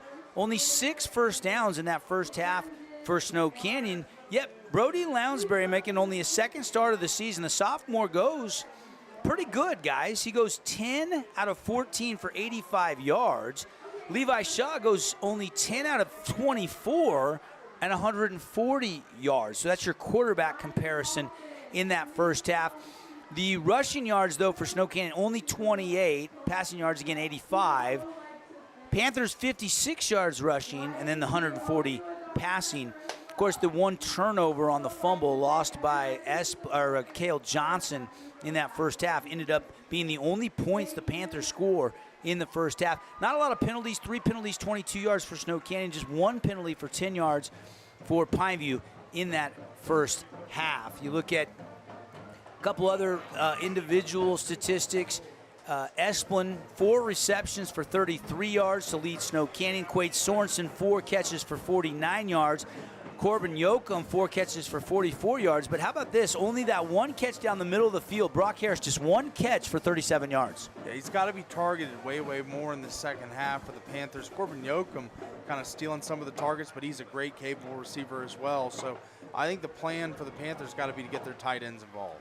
All right, let's talk some second half adjustments here. CC, let's start with you, and let's talk about Pineview for a second. What is the fly on the wall hearing from Coach Boyer and Coach Shaw and all the coaches there for Pineview High School? Yeah, I think right now, if I'm Pineview, I want to get back to what got us here in the first place, right? We're a team that has kind of built our culture off of our offensive prowess. If I'm Pineview, I want, like Paul said, target my tight ends, but more importantly, Brock Harris. There's a reason why this guy just got named to the UA All-American game. Get this kid involved, give him some targets. If you have him on a one-on-one situation, you got to take that shot. The other thing I would like to see, too, is maybe just have a little bit more of a changeup in the run game. We've seen that halfback draw a lot. Early on, it was working because the pass game had opened it up. But now it just feels like that halfback draw is just running time and time into nose tackles or to linebackers coming up. So maybe try to get some misdirection, throw some counters in there, or even just some good old-fashioned hard-nosed power. All right, there's some adjustments there from Connor Collins here. Paulie, let's talk the other side of the equation here in the Snow Canyon Warriors. Adjustments for Coach Esplin. Yeah, I think you got to get your skill players, unlock the big 4. That's Westbrook, Stewart, Esplin, Johnson. All 4 of those guys should see targets. They should see balls, whether that is in the run game or in the pass game. Just get your best players involved. This is a big game for playoff seeding and potentially getting a home playoff game. So you want to win this game if you're the Warriors and hang tough. And the other point I would say is to more deep shots to unload the box and slow down the blitz. The Pineview blitz just started to suffocate the Warriors a little bit later on in that first half. So I think they got to try and stop that upward penetration of the defensive linemen. And the only way to do that is get good pass sets, good pass blocking, and let that ball fly deep a few times, as Lounsbury really hasn't been let loose yet in this game, as I'd like to see him give a little more of a leash to throw the football deep. Go back and you look at the Ever Bowl, keys to the game, Ever Bowl over there next to Dick's Sporting Goods in the Red Rock area. They've got acai bowls, delicious. They now do breakfast, avocado toast, some great smoothies. Go check out Ever Bowl, where St. George gets their superfoods fix. Snow Canyon start fast. On defense, they did, not necessarily offense. Quarterback play, 10 of 14, not bad. Explosive plays haven't come yet. So one of the 3, I think they're doing pretty good. You look at Pineview, pressure. How have they handled the pressure? Well, the blitzes have led to an interception, and it went to pick 6, and that's the only score of the game. So they've missed on 2 blitz pickups, and the one cost them really big. That's right, but they're still running the football. That was one of our other keys for them. They've been running with William very, very well, and consistency, another thing, is that we're looking for in the second half, as they played a really consistent, strong defensive first half, but like to see more from the offense. By the way, one other score. It's not a region game for Hurricane, but Hurricane is in a battle with San Juan. It's 14-13. San Juan has the lead at halftime. So that's the other score of the game, or of the region, brought to you by The Rink. This has been the Great Harvest Bread Company halftime show. Great stuff from Paul and Connor. Shout out to all of our viewers, and shout out to all of you listening on the Fan Sports Network YouTube page, as well as on the Fan Sports Network. 99.5, 95.3 in St. George, or 93.1 up there in Cedar City. Second half play-by-play brought to you by Intermountain Sports Performance. There's no off-season. If you're playing a spring sport right now, you should be training at Intermountain Sports Performance. They got new batting cages for all you softball and baseball players. They got locations St. George all the way to Logan, and 2 in St. George. All right, second half, it'll be Snow Canyon football. And this one returnable by the up back, and it's going to be a nice little cutback down the numbers out to the 38-yard line. And that returned And this is a guy that's been pretty busy tonight. Manic Shakespeare. We've called his name 3 or 4 times tonight. It's in the special teams and on the field. Yeah, we've seen some good returns from the Warriors in this game, and Shakespeare been a key advocate in that, as he has yet another good return, gets the Warriors out almost to the 40-yard line to start this drive. By the way, we got some awards to keep a really close eye on. We mentioned our AWP Playmaker Play of the Game. We'll also pick a Jersey Mike's Sub of the Game. And we've got our Findlay Subaru Star of the Game. Hand out all those awards in the Johnson Pediatric Dentistry post-game show. 2 quarters left to go. Opening play from scrimmage here in the half, and it'll start on a penalty. That's always anticlimactic for a broadcaster. Trying to get you all revved up for the second half and hold everything. 5-yard penalty on a procedure. So Snow Canyon. Well, that's something we've seen tonight, Paul, is both teams have been a little bit behind the sticks. And the score indicates that, being just 7-3, Snow Canyon with the lead to start the second half. Whether it be miscues, bad snaps, penalties, there's been a lot of behind-the-sticks plays for both teams tonight. Let's see how the Warriors respond here.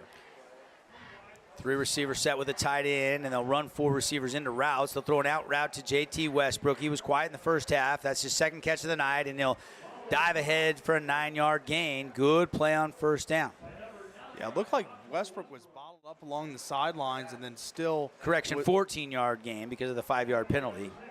And he was bottled up and still able to knife his way for almost a first down gain, and now brings up a short yardage play here for the Warriors. Lounsbury out of the shotgun. He's got Cale Esplin sidecar to his right. Ball on the far left hash. They'll short side run it to Esplin. He'll run right off the left guard, right up the middle, and he'll be tackled after a gain of about 5. It's a Fabulous Freddy's first down. That'll move the chains, and in the Panther territory really quickly go the Warriors with a 7-3 lead. I love the versatility of Esplin, as he's shown the ability to catch the ball out of the backfield quite a bit tonight for the Warriors, and running right inside the teeth of the defense. Shows his toughness and his finesse in the receiving game. Really like what I've seen from him tonight. 1st and 10, twins to either side. Lounsbury going to throw. Only missed 4 throws in the first half, and he fires another one complete. He's 2 for 2 in the second half. And guess who? J.T. Westbrook. You said they got to get the ball to their playmakers, and they're getting Westbrook involved here early in the third quarter. Yeah, that's right. And the offensive line, another key point here, giving Lounsbury plenty of time to release the football, get his shoulders square, hips in line, and he's just been getting clean releases over and over again on this drive. High school football brought to you by Coral Canyon Golf Course. You can get the $80 special. Just call a week in advance. So if you want to make it tee time all the way up to next Wednesday, call 435-688-1700. Coral Canyon Golf Course is fantastic. By the way, Coral Canyon wants to wish all of our Region 9 golfers the best of luck at the state tournament. Round 1 was today. You saw some Region 9 kids in the top 10. Tanner Wade from Desert Hills is second. Brock Porter, 3 under. He's right there, tied for third.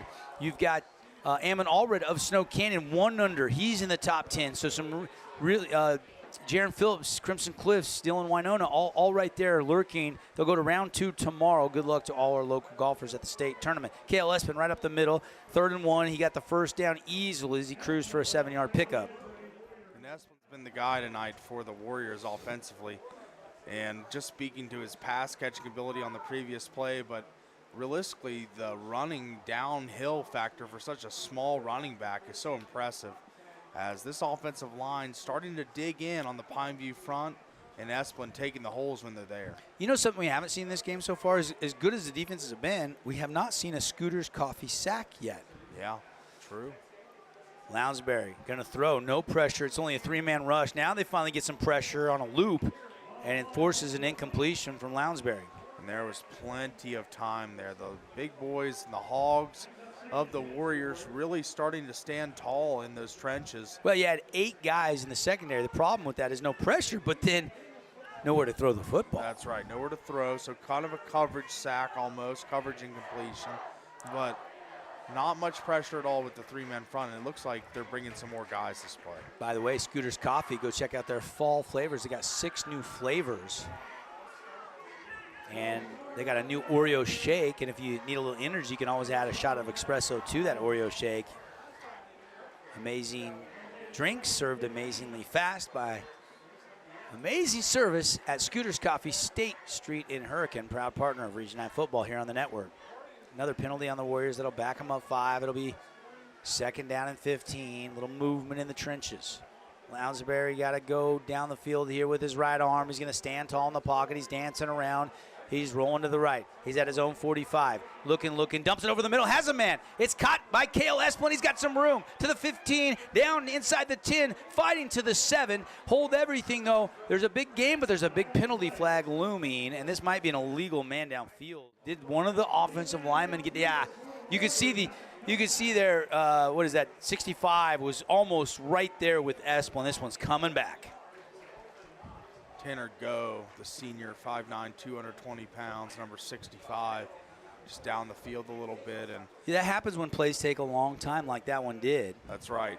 Lounsbury was in the backfield for quite a bit of time and scrambling around and unable to find anybody open until late after the man had already gone downfield. So unfortunately, they'll wipe away the big play.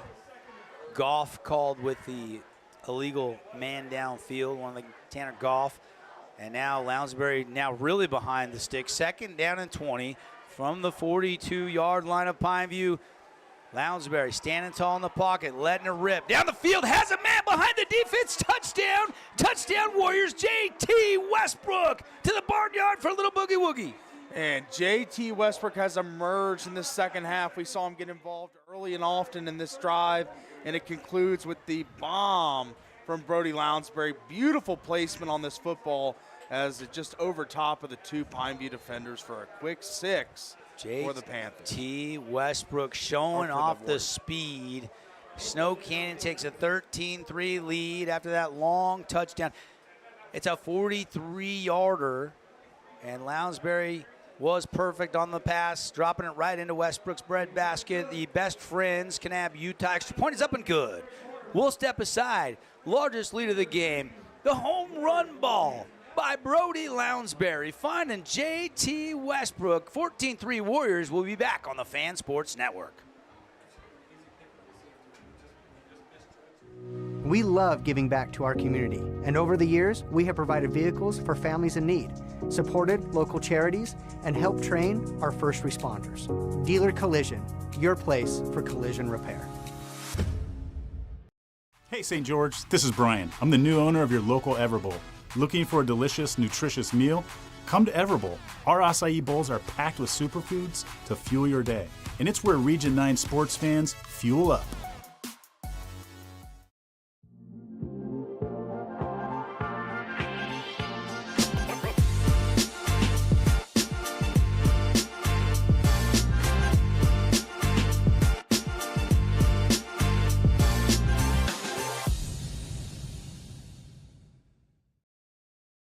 Today's game is brought to you by Johnson Pediatric Dentistry, Sport Court,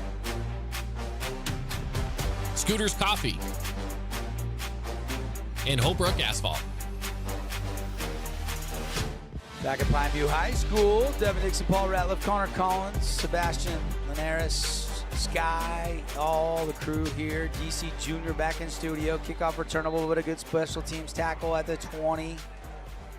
And that's where the Panthers and Levi Shaw will set up here, down by the largest score of the game, 14-3. How about that throw from the sophomore Brody Lounsbury, Paul? That was perfection. He's played well tonight. It was, and this game was really a defensive slugfest for the whole first half, but we're getting a little bit of fireworks here as Lounsbury finds Westbrook for that long TD. And you look now, with 8:55 left in the third quarter, Panthers down 14-3 to the Warriors. Run right up the middle. William going to get a first down, a little bit more. It's going to be a pickup of 14 yards out across the 35-yard line. That's that draw. Watch the center and the guards here. Just open up a nice crease in the middle and then release.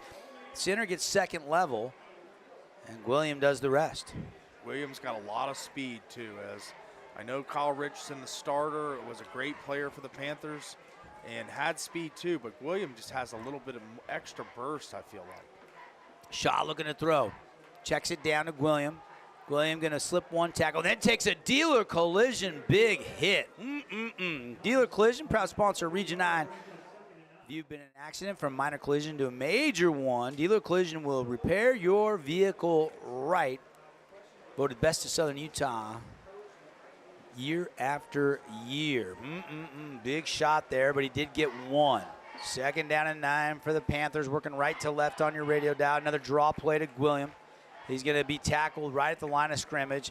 Maybe got half a yard, and that was it. And it's going to be 3rd down for this Pineview offense. Want to thank the Back 9 Golf. Experience the Back 9 Golf indoor simulators. Feel and play like a pro. Taking the world of golf to the next level. Nothing can boost your game like an hour or two at the Back 9. Go to the back9golf.com to learn more.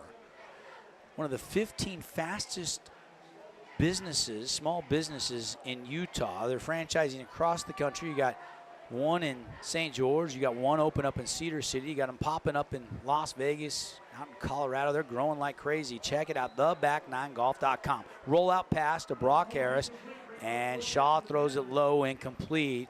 No chance for Brock to go down and get that one off the turf. And that's going to bring up a 4th down. And Levi Shaw on the roll, rolling the opposite way of his throwing arm. I kind of didn't understand that play design, but Brock had not enough luster on that ball, and that's going to bring out the punt team. That's the target you wanted. You said you want to get Brock involved a little bit, but you got to get it up high. He's got such a catch radius, but that one was just too low. Punt unit on for the Panthers. When they needed a drive to try to answer that long touchdown by Snow Canyon, they go 3 and out, guys. And so Pineview will punt it. Snow Canyon has 2 return men back, standing at their own 25. Karsten Stewart and Easton Nowatzki, I believe. And the left-footed kick, it's not a good kick. It's going to go out of bounds in Warrior territory. Oh, no, Joe Mac Smith picks it up. Where did he step out? Right at midfield. I like that. Kind of a heady play there. Pick up a few extra yards as that ball was earmarked for the out-of-bounds line. But Joe Mac picks it up, scurries for a couple extra yards. I like it. 7:04 to go here on the Nets on Fire, 3rd quarter clock. And the Panthers defense got to dig in here, guys. They're down 14-3. They didn't get much of a breather. They just gave up their first defensive touchdown, and now Snow Canyon has a little bit of old Uncle Mo. Uncle Mo, indeed. As a good call by you there. Our good friend Rod Zondel trademarked Uncle Mo, and he did. He did. I'm pretty sure he did. Wow, I've been saying that for years. Did he? I thought that was a Zondel thing. Well, if it is, then I take it back. I've been hearing Uncle Mo for long more time before I met Zippy. Okay. Paul, you're hurting my feelings. No, I agree with you, though. Right now, I got it confused. I will say this. Pineview, they're screeching a little bit. They're going to need to try to get a stop here. And not just a stop, just the same way Snow Canyon got kind of that energizer with their defense getting the pick 6. Pineview also is going to need a little bit of that. Maybe a defensive strip sack. Maybe you can get an interception, but something to kind of just energize that offense and that sideline. If somebody else out there said Uncle Mo, Rod, or anybody, then I try to come original. So if I'm stealing somebody else's trademark, then I got to pull that one back. No, I think it was my mistake. Nobody uses expect the unexpected, Paulie. That's right. Brody Lounsbury taking another shot again to J.T. Westbrook, but this time well-defended, double coverage, and Westbrook couldn't get to it. That was down that sideline, the same sideline J.T. was streaking into the end zone for the last possession. But this time, it'll bring up 3rd down and 4. Good time, though, on 2nd down to take that shot. Was a good time to take the shot, and I think right now is a good time to catch the Panthers off guard and run a draw here. Give them a little bit of their own medicine, but he's emptying out the backfield. No, it's a quarterback draw. And that's going to be a 1st down, but to hold everything, our referee has a penalty flag, and usually when the white hat throws that, that's in the vicinity of a false start or a hold, and it's going to be a hold.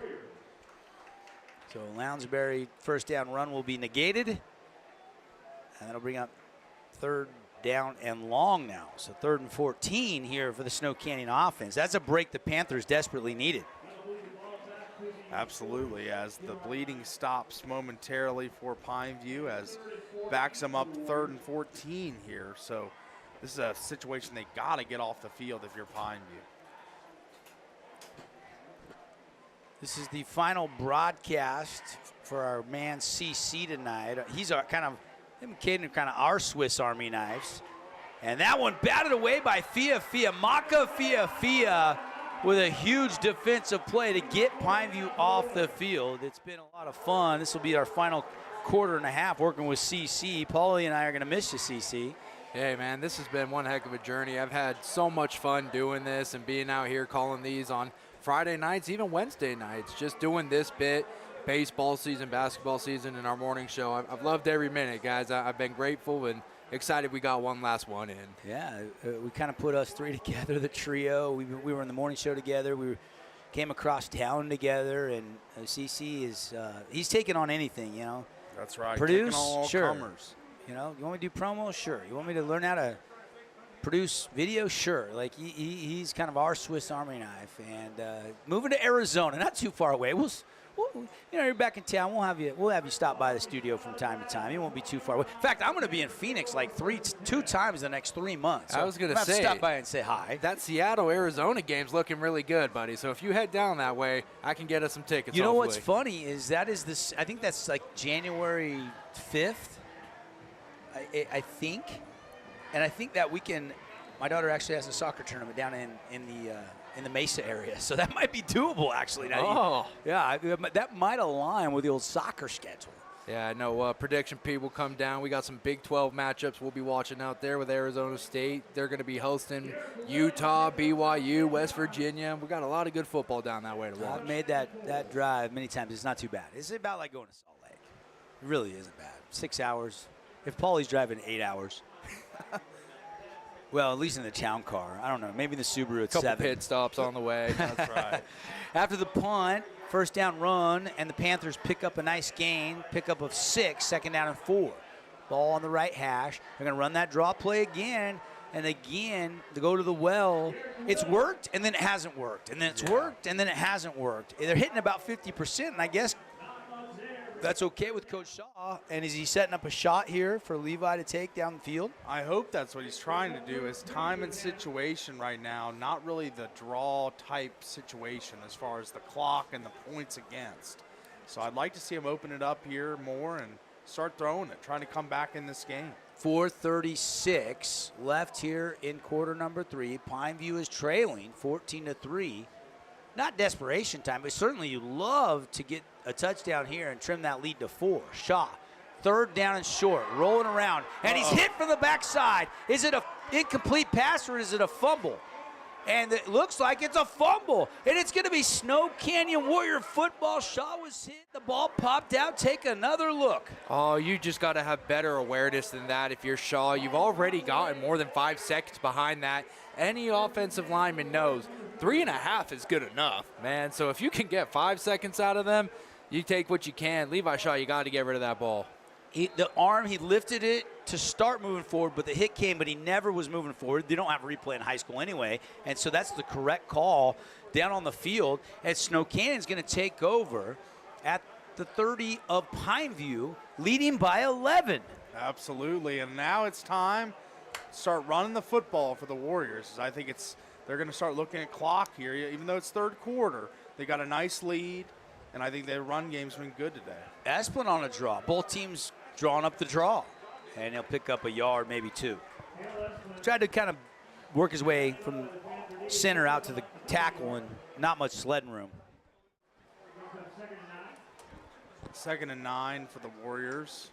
4:01 left in the third quarter here with a 14-3 lead. Appreciate some of our great sponsors. Buck's Ace Hardware. Paulie's always at Buck's. Your grill, you picked up a Buck's Ace Hardware. They have a great grill selection. They do. And now's the time to get out on the patio and grill, right? That's right. They got the big green eggs. They've got the Traegers. They've got all kinds of the new tech as far as the grills go. Blackstone griddles. Get over there and see them over at Buck's Ace. Buck's Ace Hardware going to have that new location in Hurricane opened up. And there's a Scooter's Coffee sack. Lounsbury that time can't escape from guess who? Brock Harris. As he's been getting a good jump off the line every single play he's been in, but just unable to get Lounsbury to the ground. But that time he does on a nice inside move from Brock Harris to get free and get a shot at Lounsbury. Call me crazy, but Brock Harris has been more impactful on defense than offense tonight. 1 catch for 37 yards on offense. That's probably true. What a sack, a couple pressures. couple quarterback hits. 3rd and 15. Lounsbury going to roll to the left. Cox, no throw. And he's going to be sacked again. Sacked again by this Panther defense. And that was number 41 with the sack, wasn't it, Paul? It wasn't Harris this time. It was number 41, Carson Curtis, who's the leading tackler on this Panther team, coming up with the sack. Brought to you by Scooters Coffee, State Street in Hurricane. Fall flavors now serving. And now they go from the 30 back to the 42. And how about the Panther defense giving the offense new life? The punt will come with 2:06 left third quarter. It's a low one. Fair catch by Fia, and barely makes a shoestring catch to keep it off the turf. Good hands by Maka Fia. Is Fia one of those guys? He moved in from Cache Valley here. He's been an impact guy for the Panthers. Is he a next level guy to you? He's got the speed. He's definitely got the height too. He could definitely, with more production in the summer circuit of 7-on-7 and all these camps and Is combines. he a junior? I would assume he's a senior. He's a senior. Yeah, he's a senior. So his window's a little shorter, but I still think maybe he's a gonna find JUCO way. and then find Yeah. a home from there. Bad tip, that's intercepted. What a play by Trey Vaughn. Talk about an impact player this year for this Warrior defense. Trey Vaughn has done that before. This is not a new first for Trey Vaughn. This is just great heads up. He senses the screen. He tips it to himself, and he's trying to score. They tackle him inside the 5-yard line. Snow Canyon takes over in the Red Rock Real Estate red zone. How about that? And for any defensive lineman or edge rusher, you're always told if you're not able to get to the quarterback to get your hands up, and that's what Trayvon does there. Tips the ball to himself. He's an incredible athlete, lanky, long, and he just makes a great play there. I think Trayvon is a first-team All-Region kid at the defensive end. I mean, Isa Lapati, Trayvon, probably the two stars at that position. You do have some, because he's kind of that outside typical DN. When they play the 4-3, I know you could consider him an outside linebacker, and there's a high-arcing pass into the end zone. Touchdown. That is a beautiful throw from Brody Lounsbury. It's his second touchdown pass of the night, and that was just precision. Wow. Unbelievable catch by Isaiah Thompson, the sophomore wide receiver for the score. Brody Lounsbury growing up before our very eyes. This was not a throw he would have even attempted when he came in relief 3 weeks ago. That's the only place you can put that football. And the now, only place. With 2 starts under his belt, now in his 3rd one, he really looks fine and throwing those footballs in tight windows, and not a lot of space between the sideline and his receiver there, but he found it. Best friends, Kanab, Utah, extra point, up and good. Take home your new best friend. Just 90 minutes from St. George. We'll take the break on the Wilkinson's House of Lighting scoreboard here from Pineview High School. All Warriors, they're running away, 21-3. We'll be right back. At Grass Creek Construction, they put their heart and integrity into every build. Their team is committed to delivering top-quality commercial projects that stand out. Integrity is their competitive edge. Building with passion, building with purpose, proud sponsor of local sports. Oh, hello, Italian nightclub from Jimmy John's. Ciao, freshly baked bread piled with Italian-style meats. Hey, hand-sliced veggies. Am I obsessed with this sandwich? Yeah.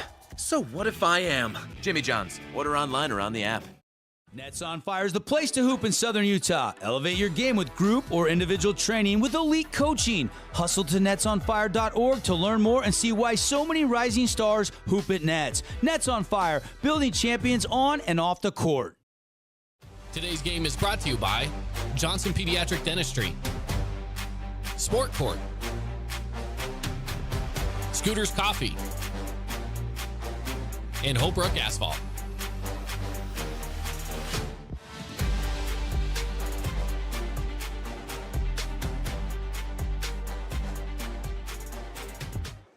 Back live at Pineview High School. Kickoff a good one, but returnable from the 6. Here comes Quade Sorensen, waiting, now bursting out of the pack and tackled out across the 30 to the 31. Pretty patient return.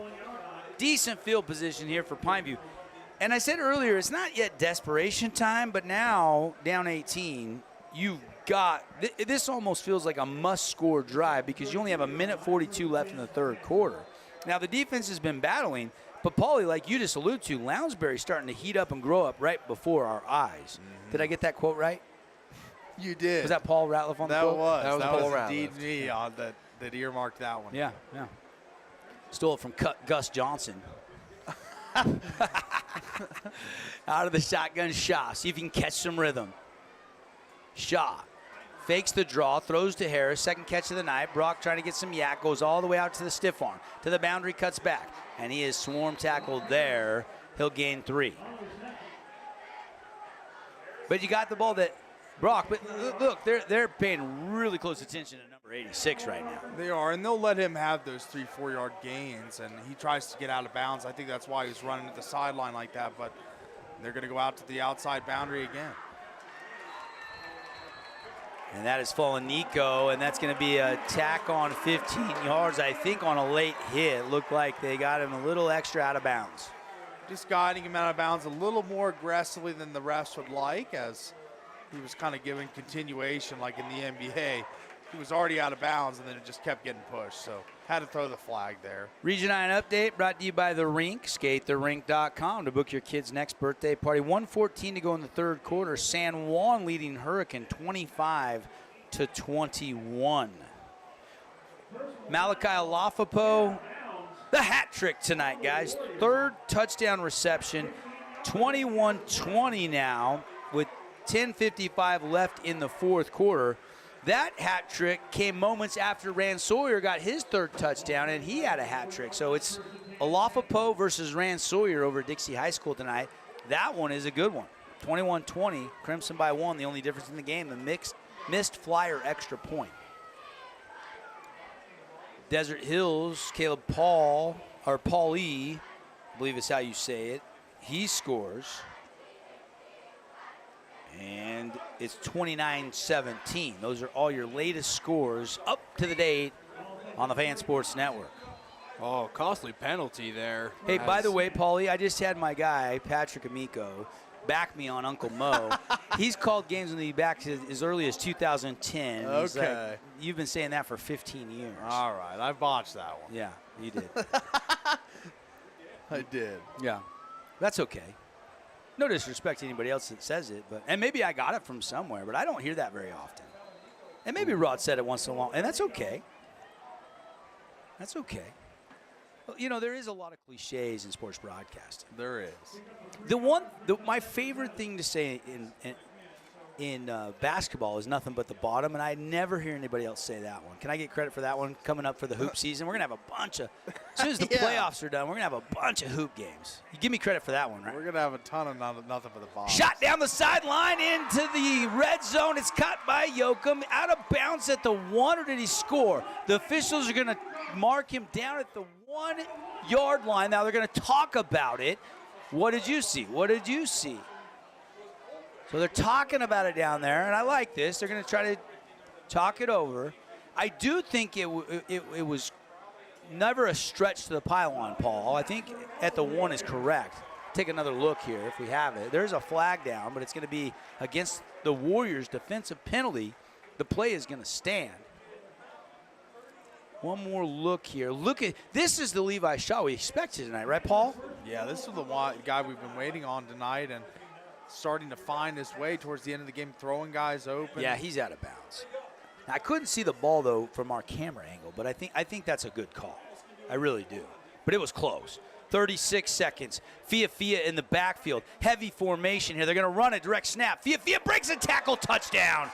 Fia broke through the tackle from Max Reynolds, scores the 1 yard touchdown plunge, and the Panthers are fighting here at the end of the third quarter. 21-9 PAT pending. Little wildcat action again from Fia. We've seen that a few times tonight, and the strength and dexterity to stay on his feet after that first tackler. Tried to sling him down, but he just makes his way into the end zone and tightens this game up 21-10. Slippery is how I would describe that run. He slipped right past that Max Reynolds would-be tackle. Slippery when wet, Bon Jovi. Yeah, I like it. Probably his best album. It is. Extra point brought to you by Best Friends, Kanab, Utah. It's up and good. We'll take the break. 21-10. Here come the Panthers on the Fan Sports Network. Need an appliance or two? AWP's got you. Check out the remodeled expansive showroom, highlighting the cafe series with colors like matte black, matte white, and modern glass. Make your kitchen stand out. Come see the local boys at AWP across the freeway from the Bloomington Walmart. When it comes to your child's teeth, Dr. Cody and his experienced staff at Johnson Pediatric Dentistry are game changers. So when it comes to checkups, a toothache, or any problem with your kid's teeth, call experienced veteran Dr. Cody Johnson at Johnson Pediatric Dentistry, 628-0511. Today's game is brought to you by Everbowl, Back Nine Golf, Fabulous Freddy's, and Great Harvest Bread Company.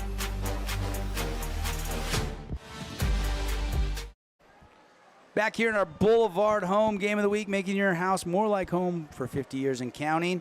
Boulevard by Smart. Big score there. We were saying they needed a touchdown. They got the touchdown. The throw to Yoakum from Levi Harris setting up the Fia 1-yard touchdown run. Snow Canyon return, Shakespeare out across the 25 to the 26-yard line. And here comes a red-hot Brody Lounsbury trying to keep Pineview at bay.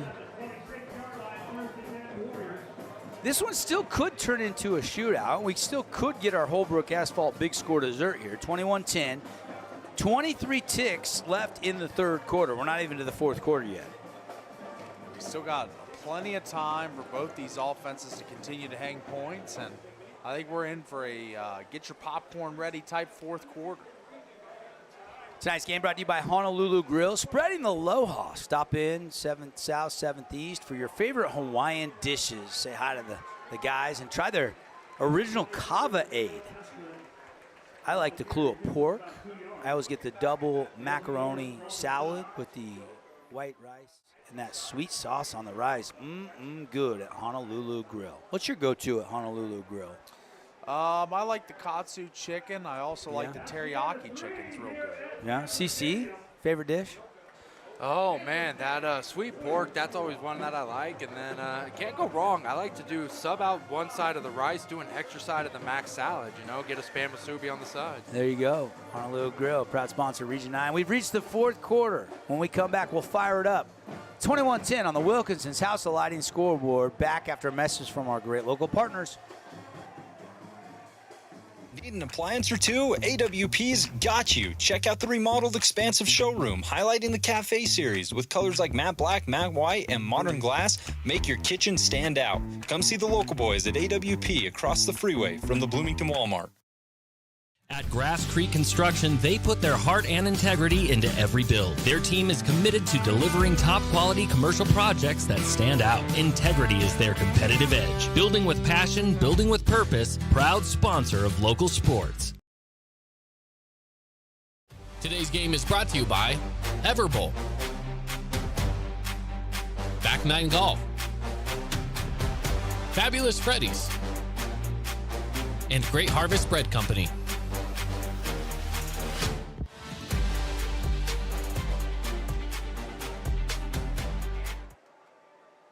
Panthers digging defensively. Warriors football. Here we go. Second down to start the fourth quarter. And Lounsbury's in trouble, and he is sacked. Getting in there was number 34 for the Pineview Panthers. That is Moses Pavia, the junior. And that's another Scooter's coffee sack. Seen Moses featured in the heavy package for the Panthers offensively, but there he is making a big defensive play. A great tackle for loss, and that's going to bring up a 3rd and 10 for the Warriors. I wonder what they call the heavy set. I'm going to have to ask Coach Boyer what they call that heavy set on offense when Fia goes Wildcat. The big Black Panther? Something? Ooh. Scrambling, throwing, intercepted! Panthers intercepted! Fia, Maka Fia with the Oski, and Pineview will take over in Warrior territory at the 38-yard line. You can tell Fia's a receiver as he looked just like one on that play, tracking the ball all the way into his hands, and now, don't look now, but Pineview all of a sudden grabbing all of Uncle Mo's momentum, and they're moving forward here, trying to inch closer to the Warriors. Alex Urias was the intended receiver, but great vision and instinct there by Fia to grab the interception. Now Shaw in rhythm, out route, completes it, gain of 8, maybe 9 outside to Falanico. Colt Falanico with the catch, 2nd down and short. Good quick release there, get the ball out of your hands. Offensive line for the Panthers starting to dig in and provide great protection for Levi later in this game. We saw the blitzes getting home early. Haven't seen much of that as of late. 2nd down here for Pineview. Warriors showing blitz, they drop out of it. They only rush 3. Shaw underneath, Fia. He stays in bounds, and he tucks ahead right near the sideline for a couple extra yards. And that's a nice move. That's a lack of effort there by the Snow Canyon defense. A couple guys putting their shoulder down thinking they hit Fia out of bounds. You got to finish that. You got to wrap up and bring them to the ground.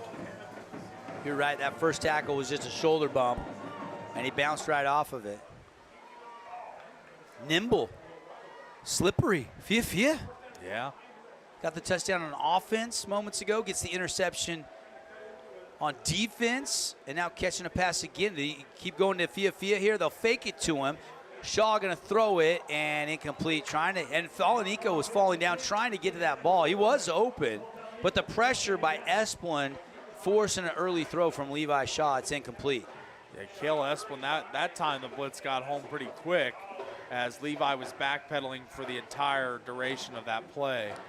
Really was a non-starter from the get-go. So now they're 2nd and long here with an opportunity to inch closer, but don't want to see a field goal here if you're the Panthers and Coach Boyer. You want to stay aggressive, try and find Brock Harris in this money area as we're inching closer and closer to the Red Rock Real Estate red zone. 2nd down and 10. Fia in motion. They'll give it to him. He'll run it off the left tackle. He's got some running room. He's going to break a tackle. He's going to be pushing forward down near the 10-yard line. That's a Fabulous Freddy's 1st down. How about Fia? He is taking over this game. He is. Defensively, offensively, in the Wildcat, he's been a constant threat and a really good vision for a wide receiver running the football. I mean, for a wide receiver, he looks just like a running back there. And Shaw limps off the field. So Levi Shaw is out, and Fia will go Wildcat here. I don't know if he's limping off or as he pulled up, he was just a little bit tender. And I think they got Moses Paiva on the movement there pre-snap. So false start on the Pineview Panthers. That'll back them up to 1st and goal from the 15. They were right at the 10. High school football tonight brought to you by Down East Outlet. Save big. That sale ends this weekend. Plus their fall wardrobe lineup is in. They're getting back to their roots. Go check out the new additions at Down East Outlets. 245 North Red Cliffs. Fia makes a man miss, breaks to the outside. Fia, 15-yard touchdown run for the special moment where you touch it down. There you go, Maka Fia showing his dexterity to get to the edge as multiple defenders flashing into the play here. And he's able to break it outside and race to the pylon and get home for the touchdown. And now, blink twice and it's 21-16. We've got a close ball game here with 9 minutes, 12 seconds. 2 touchdowns and an interception tonight for Fia, making a case for our player of the game. I mean, this is a guy right now who's single-handedly trying to will Pineview back into this football game.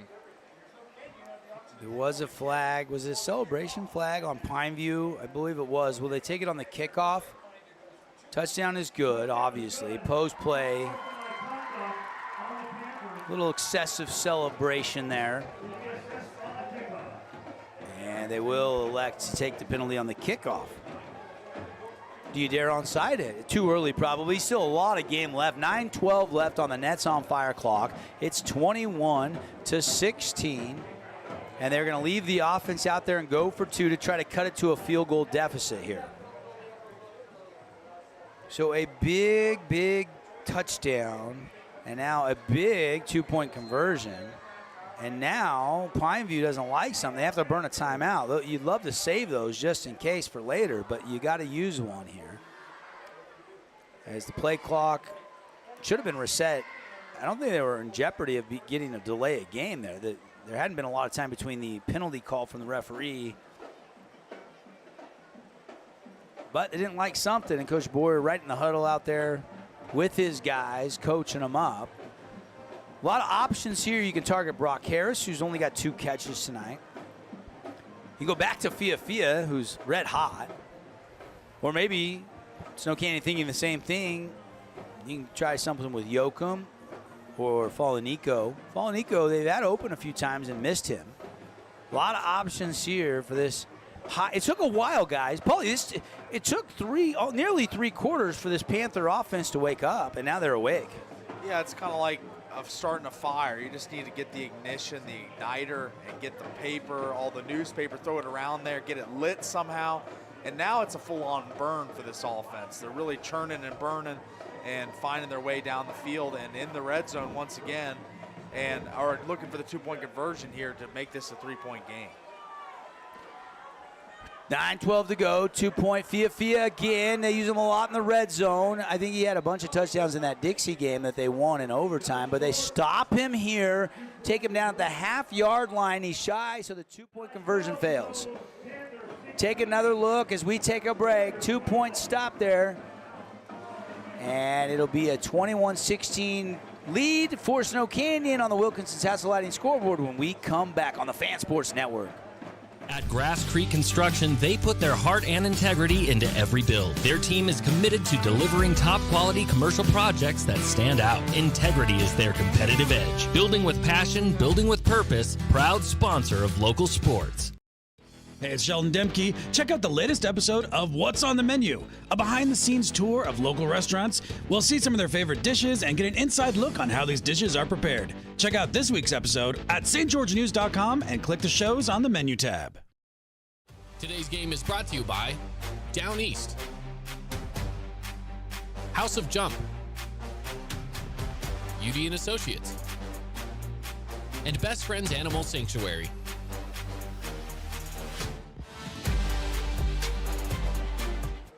Back live here as Fia with his 8th rushing touchdown of the season. That came after he got the interception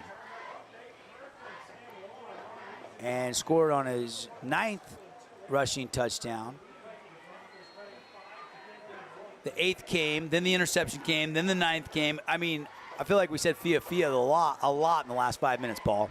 Absolutely, yeah. He's been a constant force defensively, offensively, special teams. I mean, this guy's done everything for this team tonight, and definitely a candidate for a lot of our awards, I would presume. Kickoff, end over end. It's going to be returnable from the 15 to the 25-30. Tripped up as he falls forward about the 35-yard line. And here comes Brody Lounsbury. Got to have kind of short-term memory loss for both our quarterbacks tonight. They both made some mistakes, but have both come up big in moments as well. And now it's Lounsbury's turn to try to make this a 2-score lead again. Warriors still have the advantage, up 21-16 after the 2-point try was no good. Not a big Snow Canyon crowd on the visiting sidelines, Paulie. Did you notice that? Yeah, a little sparse tonight, as not at Warrior Field, of course, and the hometown faithful not able to show up in mass tonight, but still the ones that are there being loud and making noise for their Warriors tonight. Student body sections looks about like 40, 50 strong is that. A lot of people probably out of town to start up their fall break. Spin move, still in trouble. Brock Harris takes down KLS one. It's a loss of 3, maybe 4, depending on the spot, back near the 31-yard line. 4-yard loss on the play, a TFL for Brock Harris. Brock Harris's speed is posing problems for the tackle and guard of the Warriors on that left side. I mean, as there's just nowhere for him, for them to get him blocked. He's just off the line so quickly and into the backfield. Athlete, Brock Harris, showing he can do it on both sides of the ball tonight. He'd played a little on defense, we were told, but not much. And he looks good on that side of the ball tonight. Pressure comes. Lounsbury checks it down, complete. And tackle on Esplin comes. They'll pick up the yardage loss +2. 6-yard gain, 3rd down and 8. Got that over the outstretched hands of Brock Harris on that play, just feathering the ball over and getting a nice productive gain. Bring up a 3rd and manageable, not exactly 3rd and short, but 3rd and 8 here, manageable distance. Lounsbury on 3rd down, going to set up a screen across the middle, and it's dropped. It's dropped by J.T. Westbrook, and he might have had some room to run, guys. Yeah, that was a tough one there for Snow Canyon. It looked like they almost tried to set that wide receiver screen up where he comes across the middle. You have your offensive line slip up. Unfortunately, just not able to bring that ball in. Bounces right off his hands, come almost off the body there. That's a tough beat for Snow Canyon. But now this Pineview defense, they're pushing and giving their team a chance to come back and try to win this game. Paulie, what play you want to see from Pineview as they're about to get the ball back down by 5? I think you just keep doing the Wildcat with Fia. I mean, he's just been super effective when given the carries. So I think that draw to Williams kind of run dry a little bit in the second half. Would like to see Fia realistically with Levi Shaw hobbling off last play, and it still looks like he's somewhat laboring out there a little bit. But he's back in the game, so we'll see how he's able to lead the Panthers down the field. We'll find out. Hang on tight. Good finish in store. By the way, it's 32-21. San Juan is leading Hurricane. That's an out-of-region game tonight. So that's a close one up there in San Juan. Cedar had a chance to score at 1st and goal at the 1. Desert Hills a turnover on downs from the 7. So they went backwards. Desert Hills in control. Technically speaking, guys, we would have co-region champs as there's a run up the middle for a short game. Because Crimson beat Desert Hills head-to-head. In my mind, you know, they would have the same record, but they won the tiebreaker. But technically speaking, that's not really a rule. So you would be co-region 9 champs if Dixie beat Crimson and Desert Hills beat Cedar tonight. They would both have 1 loss. Share the region title. And 5 wins. Yeah. They would both be 5-1. And it'll be interesting to see what the final seed. They're both going to be top 8 seeds if that happens. Crimson going into this week was number 3 in the RPI. Desert Hills was number 7 or 8. And Desert Hills with a win is not going to drop. So they would have a bye and a home game for both teams no matter what. The only way Desert Hills would dropped out of a bye and a home game if they had lost to Cedar. And that doesn't look like it's going to happen right now after that goal line stand. Because it's still 36-17, so Desert Hills has still got a very comfortable lead. They're in a commanding spot, so they should take care of that game. Yeah, they're up 19 in the 4th quarter. This one, I mean, Pineview wins. They're down by 5. I don't know if they move to 12 or not. They could, but they would most likely, I think, still stay at 13. Snow Canyon with the win would certainly move up from 20. But if they didn't, these two teams would meet again next week in the first round of the playoffs back on this field. We could have a rematch that means more. 21-16, 6.5 minutes to go. Shaw's rolling. He's going to throw on the run, and they might get a flag here. No, incomplete, no flags. Kind of face guarding Sorensen. Never really turned and looked the ball, but not enough contact deemed the officials for a pass interference, and it's incomplete. KJ Boyer giving the ref a little piece of his mind there as he thought there was definitely interference, and it was right in front of him, and I thought there might have been interference too, but the ref saw it differently, and that's going to bring out the punt team for the Panthers. Well, when you never turn, you can face guard, you just can't have contact. Yeah, and I thought there was a little bit of contact too. So Pineview will have to punt the football. They got the ball, couldn't do anything with it, and now you do have only 2 timeouts remaining. And the clock, still plenty of time, 6:28 to go. And you're deep in your own territory. I think this is definitely the right decision. There's a lot of game to be played still. Pretty good punt, takes a decent roll down inside the 40. Not the best of the night we've seen, but satisfactory to say the least. Now, if you're Snow Canyon, it's time to just suffocate the Panthers here. Go on a long, sustained drive that ends in points and you can pretty much sew this one up with a 5-point lead already. If you can make this a 2-score game, I think with the limited amount of time and Pineview's inability to stretch together long drives, I think that could be it. So the Warriors kind of in the clinching phase right here, trying to clinch this one for them and, solidify their playoff position. And CC, this is where, as an offensive line, you love to be in this position. You want to ground and pound right now if you're the O-line for SC. Yeah, if you're Snow Canyon, you got to take a little bit of pride. You know everybody in the stadium's going to expect you to try to run this ball, get this clock out. Now the task at hand is to make these guys get off the line of scrimmage, move them backwards, and unfortunately in that first play of the drive, that's not what happens. Handoff goes to Esplin, and he gets tackled for a 2-yard loss. And for Pineview, they're pinning their ears back, and they're coming, right? They need the ball back, and that's a good start. We've seen explosive plays, and then we've seen mistakes that have put teams and penalties, specifically the penalties in the second half that have put them behind the chains. It was more the mistakes in the first half that put both teams in some 3rd and long situations. Lounsbury going to throw. Quick release. Out route caught. Outside the numbers. Turns and tucks out of bounds as he takes a little bit of a hit. And it'll be a short gain of 3, maybe 4. It is a final. We will not have to worry about any kind of co-region champs. It has gone final. Crimson has ran out the clock. They win over Dixie 21-20. Gutsy effort. You got to tip your cap to the Flyers. Rand Sawyer, 3 touchdowns. But not enough. That game would have went to overtime, but Dixie missed a PAT earlier in the game. Malachi Alofapo has 3 touchdowns as well. The Stars were out, but Crimson goes undefeated, 6-0 in Region 9. They're outright Region 9 champs and should get a top 3 seed in the postseason. Extra effort by the quarterback, Lounsbury fighting, and he'll move the chains. That's a fabulous Freddy's.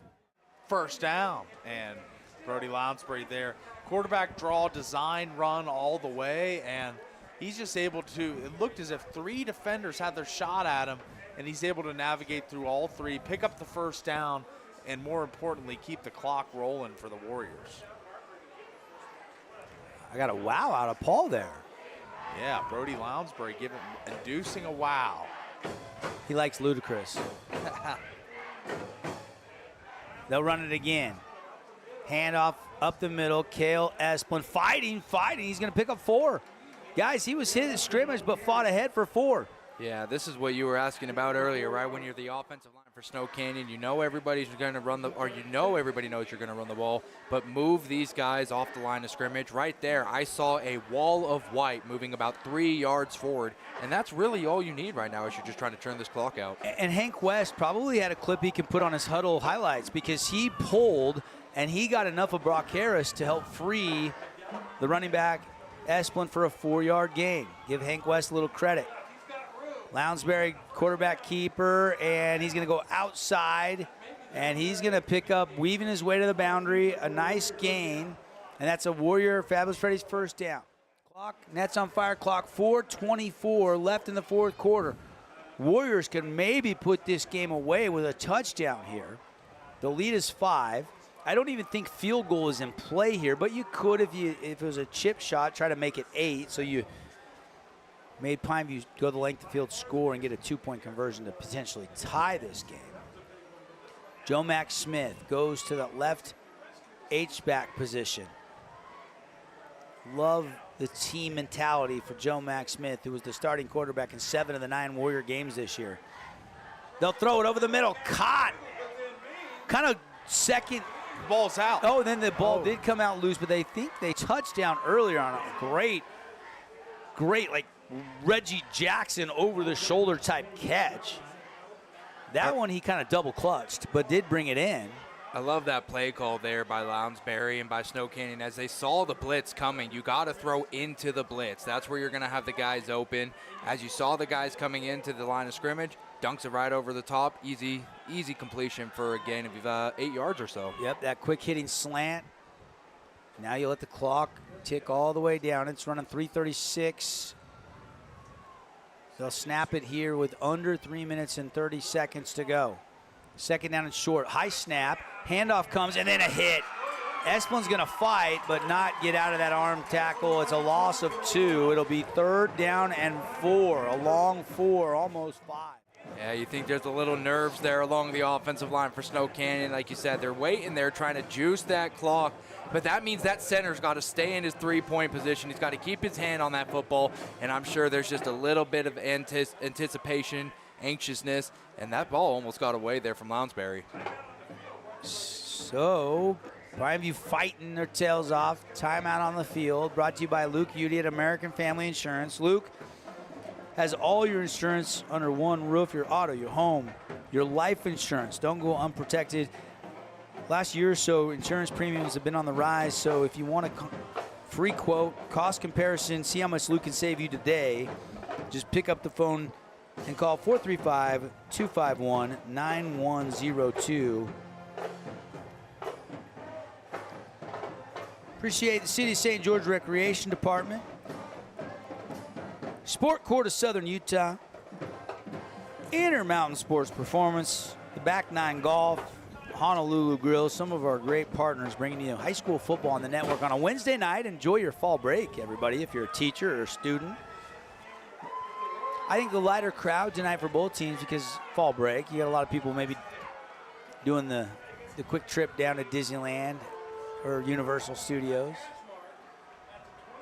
Maybe Disney World this weekend. Although they got hit by the hurricane a little bit, but they're still open. Yeah, Hurricane's not closing down Walt Disney. Nope. 3rd down and 5. After that TFL. Lounsbury's going to throw for it. Nothing there. Going to tuck, going to run. He's going to get it. He's going to get it. He needed the 18-yard line. He got it to the 23-yard line. He got it to the 20-yard line. It's a first down, a big one for the sophomore quarterback, Brody Lounsbury. And that's something that Brody Lounsbury is the only quarterback on the roster that makes that play. As he showed his mobility, he got upfield, picked up, he knew exactly where he had to get, picked up the first down. I'd be willing to bet that was probably a designed run all the way. He drops back, fakes it like he's going to pass, get the cornerbacks just enough to flip their hips, and then he takes that forward motion. I mean, I've seen a lot out of Lounsbury tonight. Like you said, Paul, it seems like he's growing up in front of our eyes. And really, it cost Pineview a timeout. They set the defense to try to stop on 3rd down. They can't, and now they only have one timeout left. They'll keep it on the ground with the quarterback. Brody Lounsbury, 5-yard gain near the 15. He is a true dual threat. He's chewing up yards and chewing up clock as not much time for the Panthers, even if they are able to hold the Warriors to 3 here. I mean, we're taking down almost under 2 minutes with 2 minutes and 13 seconds and counting in this game. Again, Pineview came in 4-4 overall, 2-3 in region. Snow Canyon 1-4 in region. 13 was the projected RPI slot coming in tonight for Pineview. 20 for Snow Canyon. Lounsbury again. And they get a leg. And that'll be a tackle for a loss again. Made one man miss, couldn't make the second. Clock will continue to tick, tick, tick, tick, tick, tick, tick. Down to 140 and ticking here. 3rd down and 8.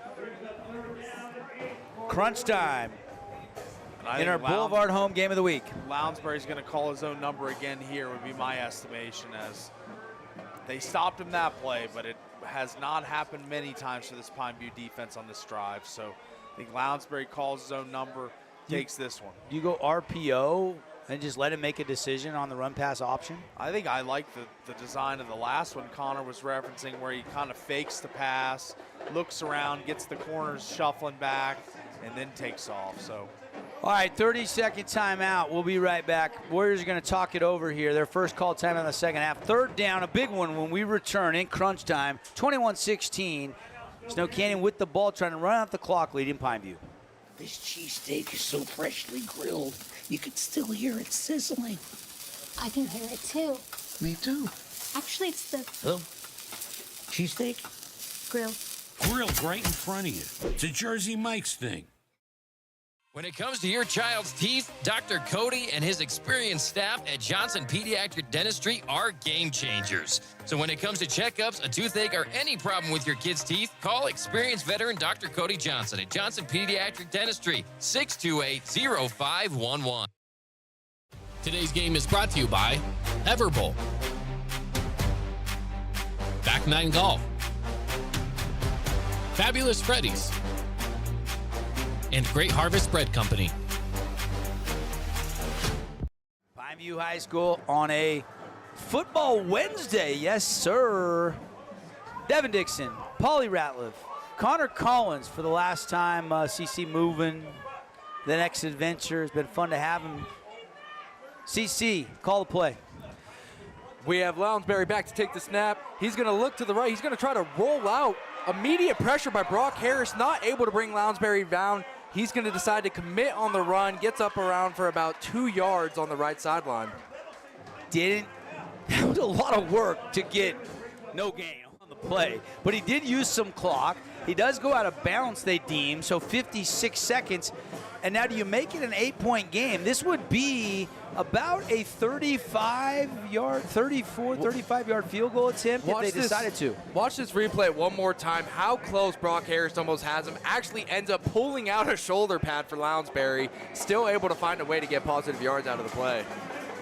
You know, I said Fia was slippery. So was Brody Lounsbury.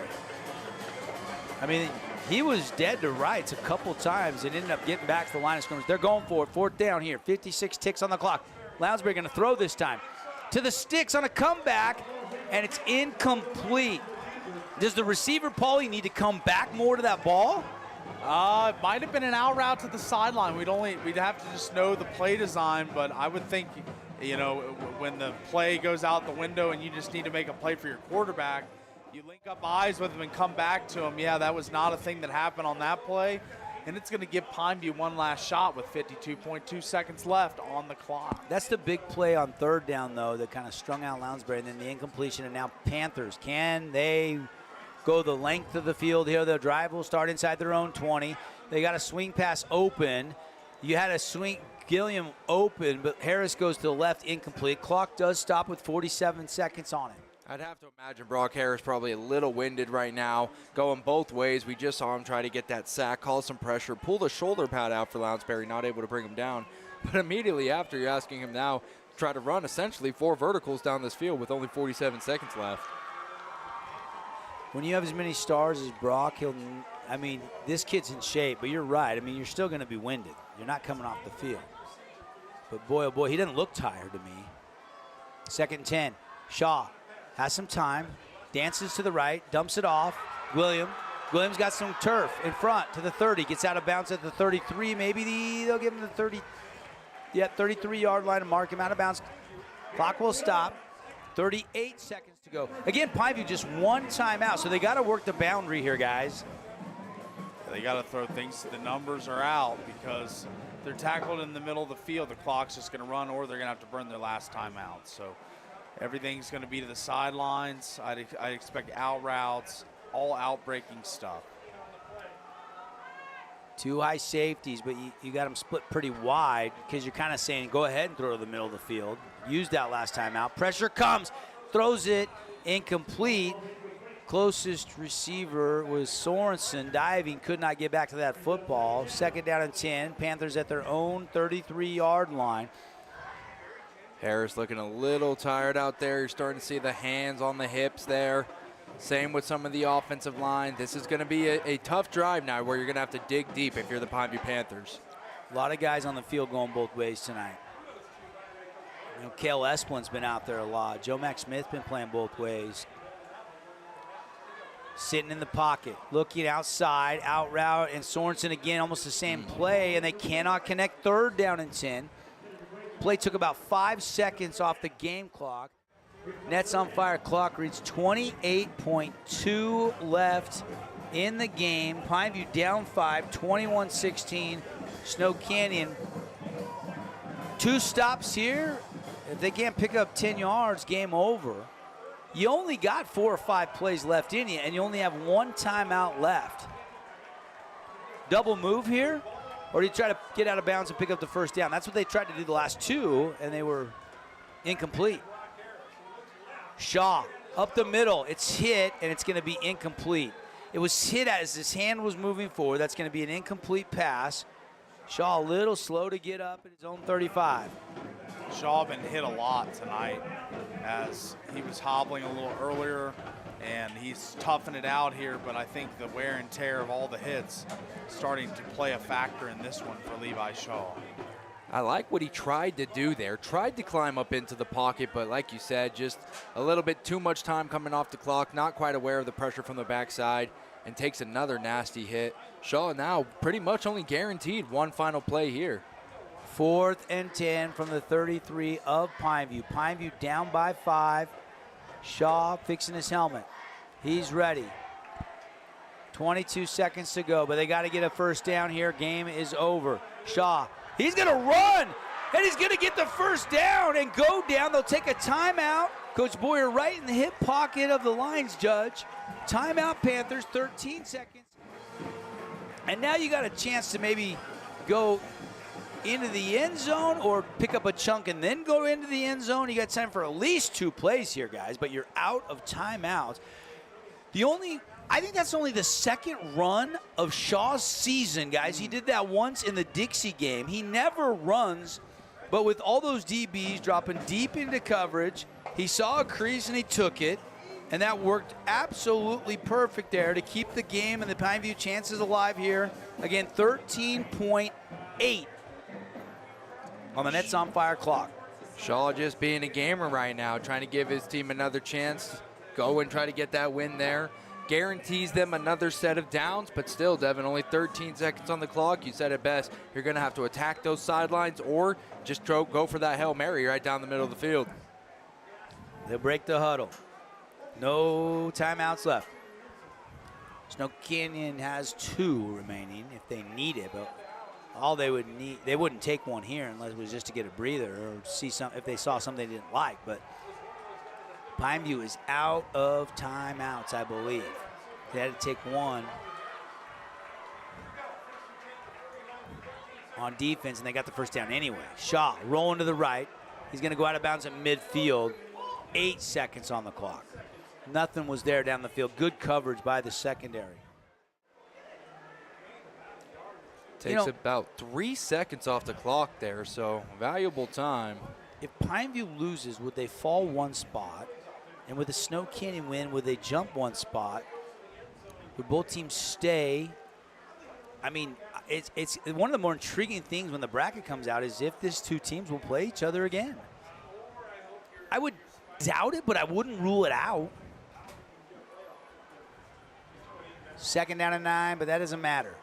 He only got 8 seconds. Ball right, the nose of the football right at midfield. Shot of the shotgun, William in the backfield. Is Fia the guy you want to go to here with the speed, or do you want to high point something to Harris? We'll find out. Shaw going to roll to the right, And again, he's going to pick up 2 and get out of bounds at the 48. 1 play left, 2.1 seconds. And now you got to throw it into the end zone, don't you? Or you got to try to do the hook and ladder. Yeah, either one. It's kind of the desperation time now, as kind of used 2 really time sequences that could have been used so much differently if you're Pineview, as both just went for minimal gains, and now you've got 2 seconds to just chuck it. And you can tell this offense is tired, man. You're seeing all these receivers walking back to the line of scrimmage. I think they're actually going to get bailed out here. Snow Canyon looks to call a timeout. All right, timeout again. Luke Udy, American Family Insurance. We're going to keep it right here. Break this play down for me here, guys. What are you thinking?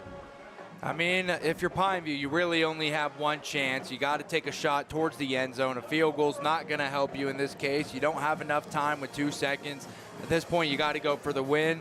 I know we said it tonight earlier, but I think we got to harp home on it again. You got to target your 5-star tight end. You got to go to your UA All-American. I know Brock Harris is probably going to have everybody down there guarding him, but at this point, you got to let your 6'5", 200-plus pound tight end go and make a play. Paul? I agree to a certain extent. I think if Fia's open, I think he's got the speed. You can maybe hit him on a streak, but if it is a jump ball, Hail Mary type situation, it's got to be Brock Harris. He'd be the target, but we'll see what happens. I almost don't mind like Harris over the middle with Fia underneath with the hook and ladder. Because you're going to take that fade route away. You look how deep the corners and the safeties are playing. Ball from the 47 of Snow Canyon. 2 seconds to go. CC, call the play.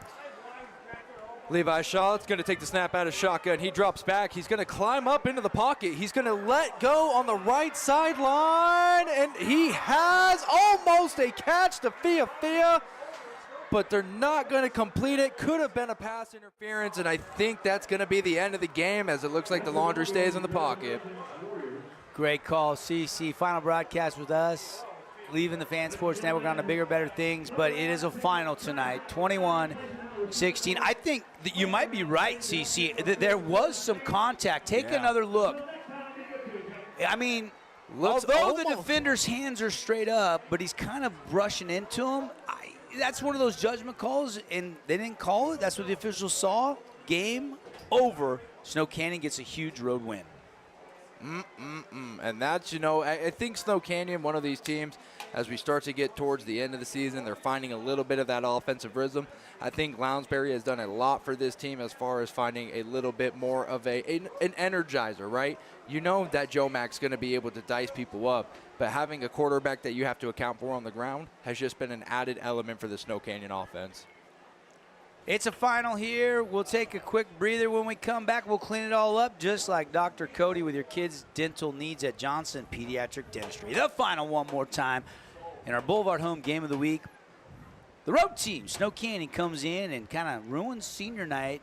They get the win 21-16, the final on the Wilkinson's House of Lighting score. We'll come back, stats, analysis, hand out some awards, and then stick around after that. We'll go back to the studio. David Cordero Jr. will have the Region 9 wrap-up show. We'll get you all the finals from around the region finales as the regular season comes to a close and the playoffs are set to begin next Friday night. At Grass Creek Construction, they put their heart and integrity into every build. Their team is committed to delivering top-quality commercial projects that stand out. Integrity is their competitive edge. Building with passion, building with purpose, proud sponsor of local sports. Hey, St. George, this is Brian. I'm the new owner of your local Everbowl. Looking for a delicious, nutritious meal? Come to Everbowl. Our acai bowls are packed with superfoods to fuel your day. And it's where Region 9 sports fans fuel up. Huge news! Sport Court has a brand new showroom and design center, and it's next level. See why so many are choosing Sport Court here in Southern Utah for top quality basketball, pickleball, and multi-purpose courts. Learn more at sportcourtofsouthernutah.com. Fabulous Freddy's is the locals' choice for a full-service car wash. It's fast. Have your car washed in just 20 minutes or less. Fabulous Freddy's always keeps it clean inside and out with 2 Southern Utah locations as well as in Vegas, Lehigh, and Sandy. Aloha, sports fans. It's Boo Boo and Nick from Honolulu Grill. Come get a taste of the islands. Try our famous Kahlua pork or tender teriyaki chicken, and you'll love our mac salad and sweet sauce on your rice. Don't forget to try our original Kava 8 at Honolulu Grill. It's not something we think about much, except when it's in bad shape. At Holbrook Asphalt, we help cities, HOAs, and businesses avoid replacing painfully expensive roads and parking lots. To avoid the cost of replacing asphalt, you must effectively preserve it while it's still in good condition. University research has shown Holbrook Asphalt's HA5 slows asphalt aging by 67%. We make your pavement assets last longer, cost less to own, all while achieving higher property values. Visit holbrookasphalt.com to discover more. Hey, it's Marco from Coral Canyon Golf Course inviting you to play the course with the best backdrop in Southern Utah. Make sure you get out and experience great golf for a great price at Coral Canyon.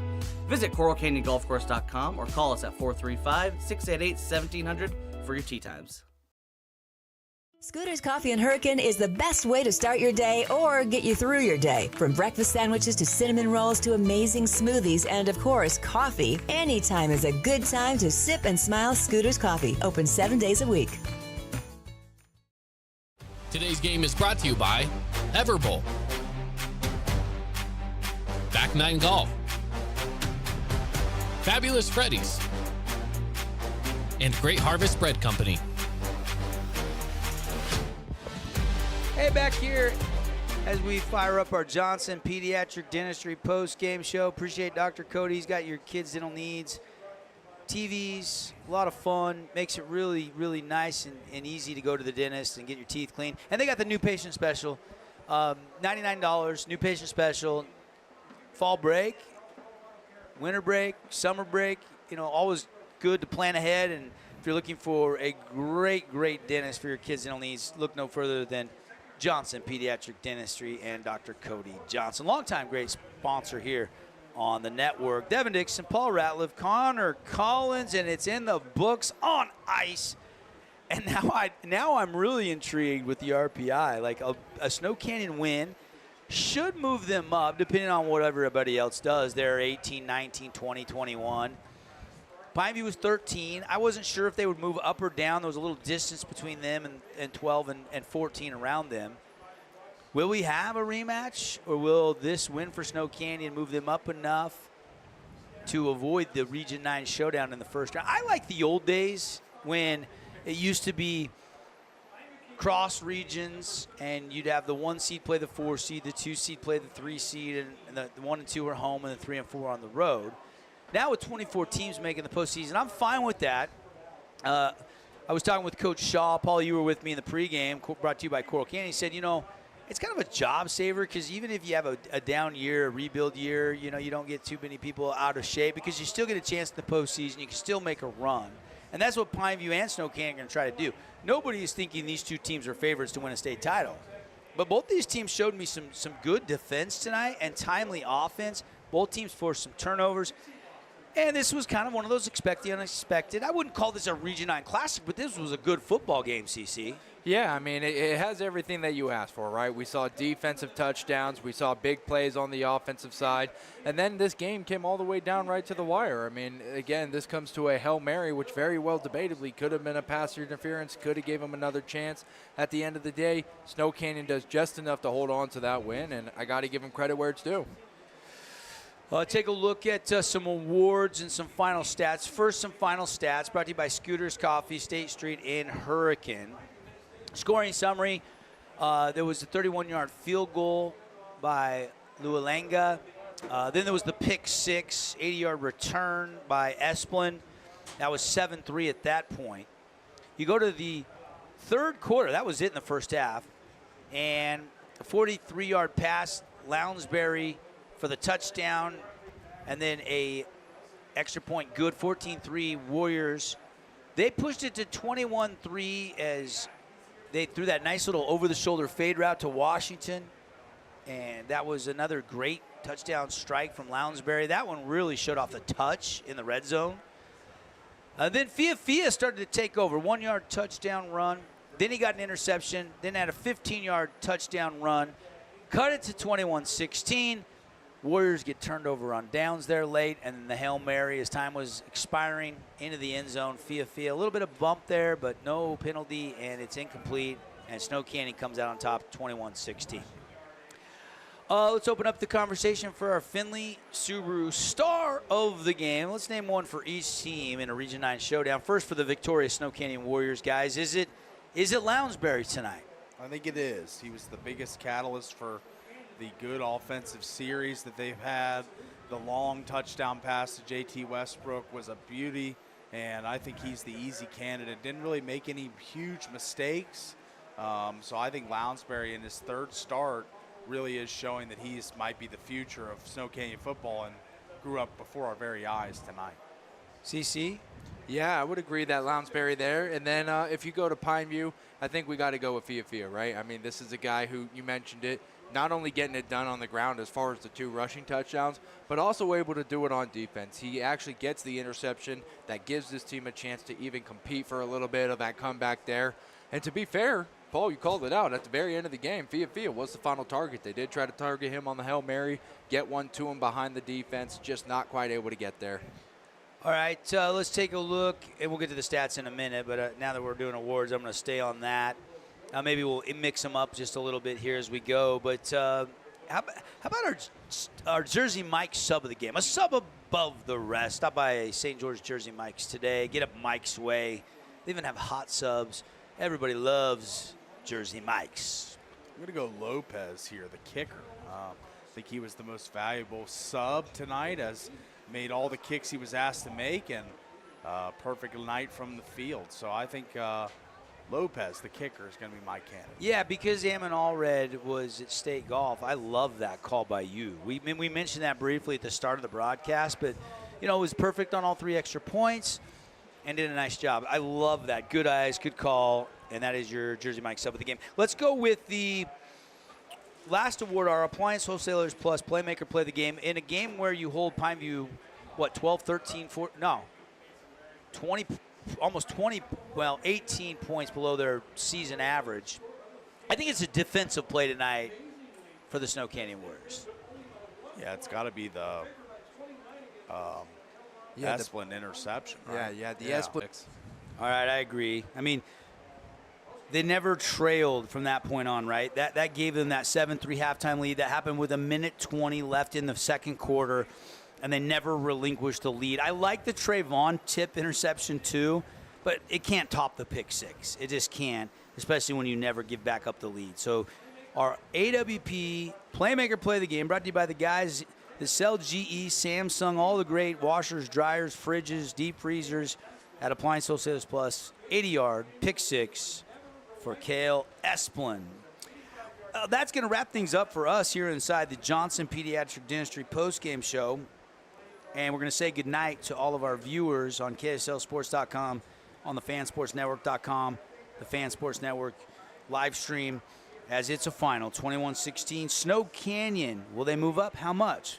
Will Pineview stay put? Will they move down? You have to wait till the 4A brackets are revealed, and then we'll find out the matchups for next Friday night. With Crimson clinching the undefeated region title tonight, they win 21-20 over Dixie. Junior will have a bunch of stats on that game. It was a fun one there, but they go undefeated. They're going to be a 3 seed. Desert Hills beating Cedar tonight. He'll have some final stats on Desert Hills win over Cedar. They're going to stay in the top 8, so both those teams won't play next Friday. They'll have byes. Everybody else will be in action. We think Pineview will still be at home. Snow Canyon probably still be on the road. Cedar, we'll see. We'll see with the loss where they drop to. It's going to be fun. Hurricane, all the 7 Region 9 teams, though, will be in the postseason, guys. They're all going to stay in the top 24. No question about that after tonight's win by the Snow Canyon Warriors. They were the lowest-ranked team at 20 and still within. And Dixie, I mean, then I know they're not going to get credit for a win, but I still think they're going to. That win last week is going to punch their ticket. So everybody's going to be in the postseason, I believe, out of Region 9, which is really exciting for football fans in Region 9. I don't know if anybody other than Crimson and Desert Hills, not a lot of people are going to give them a legitimate shot to win it all, but who can get hot as the postseason starts now. For Connor Collins, CC, it's been fun. You'll hear him 2 more mornings. He's not done yet. We're putting him to work tomorrow. You'll hear him 7 to 9 on the drive and on Friday, which will be his final day with us here on the Fan Sports Network. For Paulie, good job tonight. And for Devin Dixon, for Sebastian helping out tonight, Sky on the camera, Junior back in the studio, the whole crew, thanks for watching and thanks for listening. For everybody watching, you want more coverage? Just head to the Fan Sports Network on radio for the Region 9 Wrap-Up Show, brought to you by Finley Subaru, Honolulu Grill, Down East Outlet, and Bucks Ace Hardware. That's coming up when we come back after this.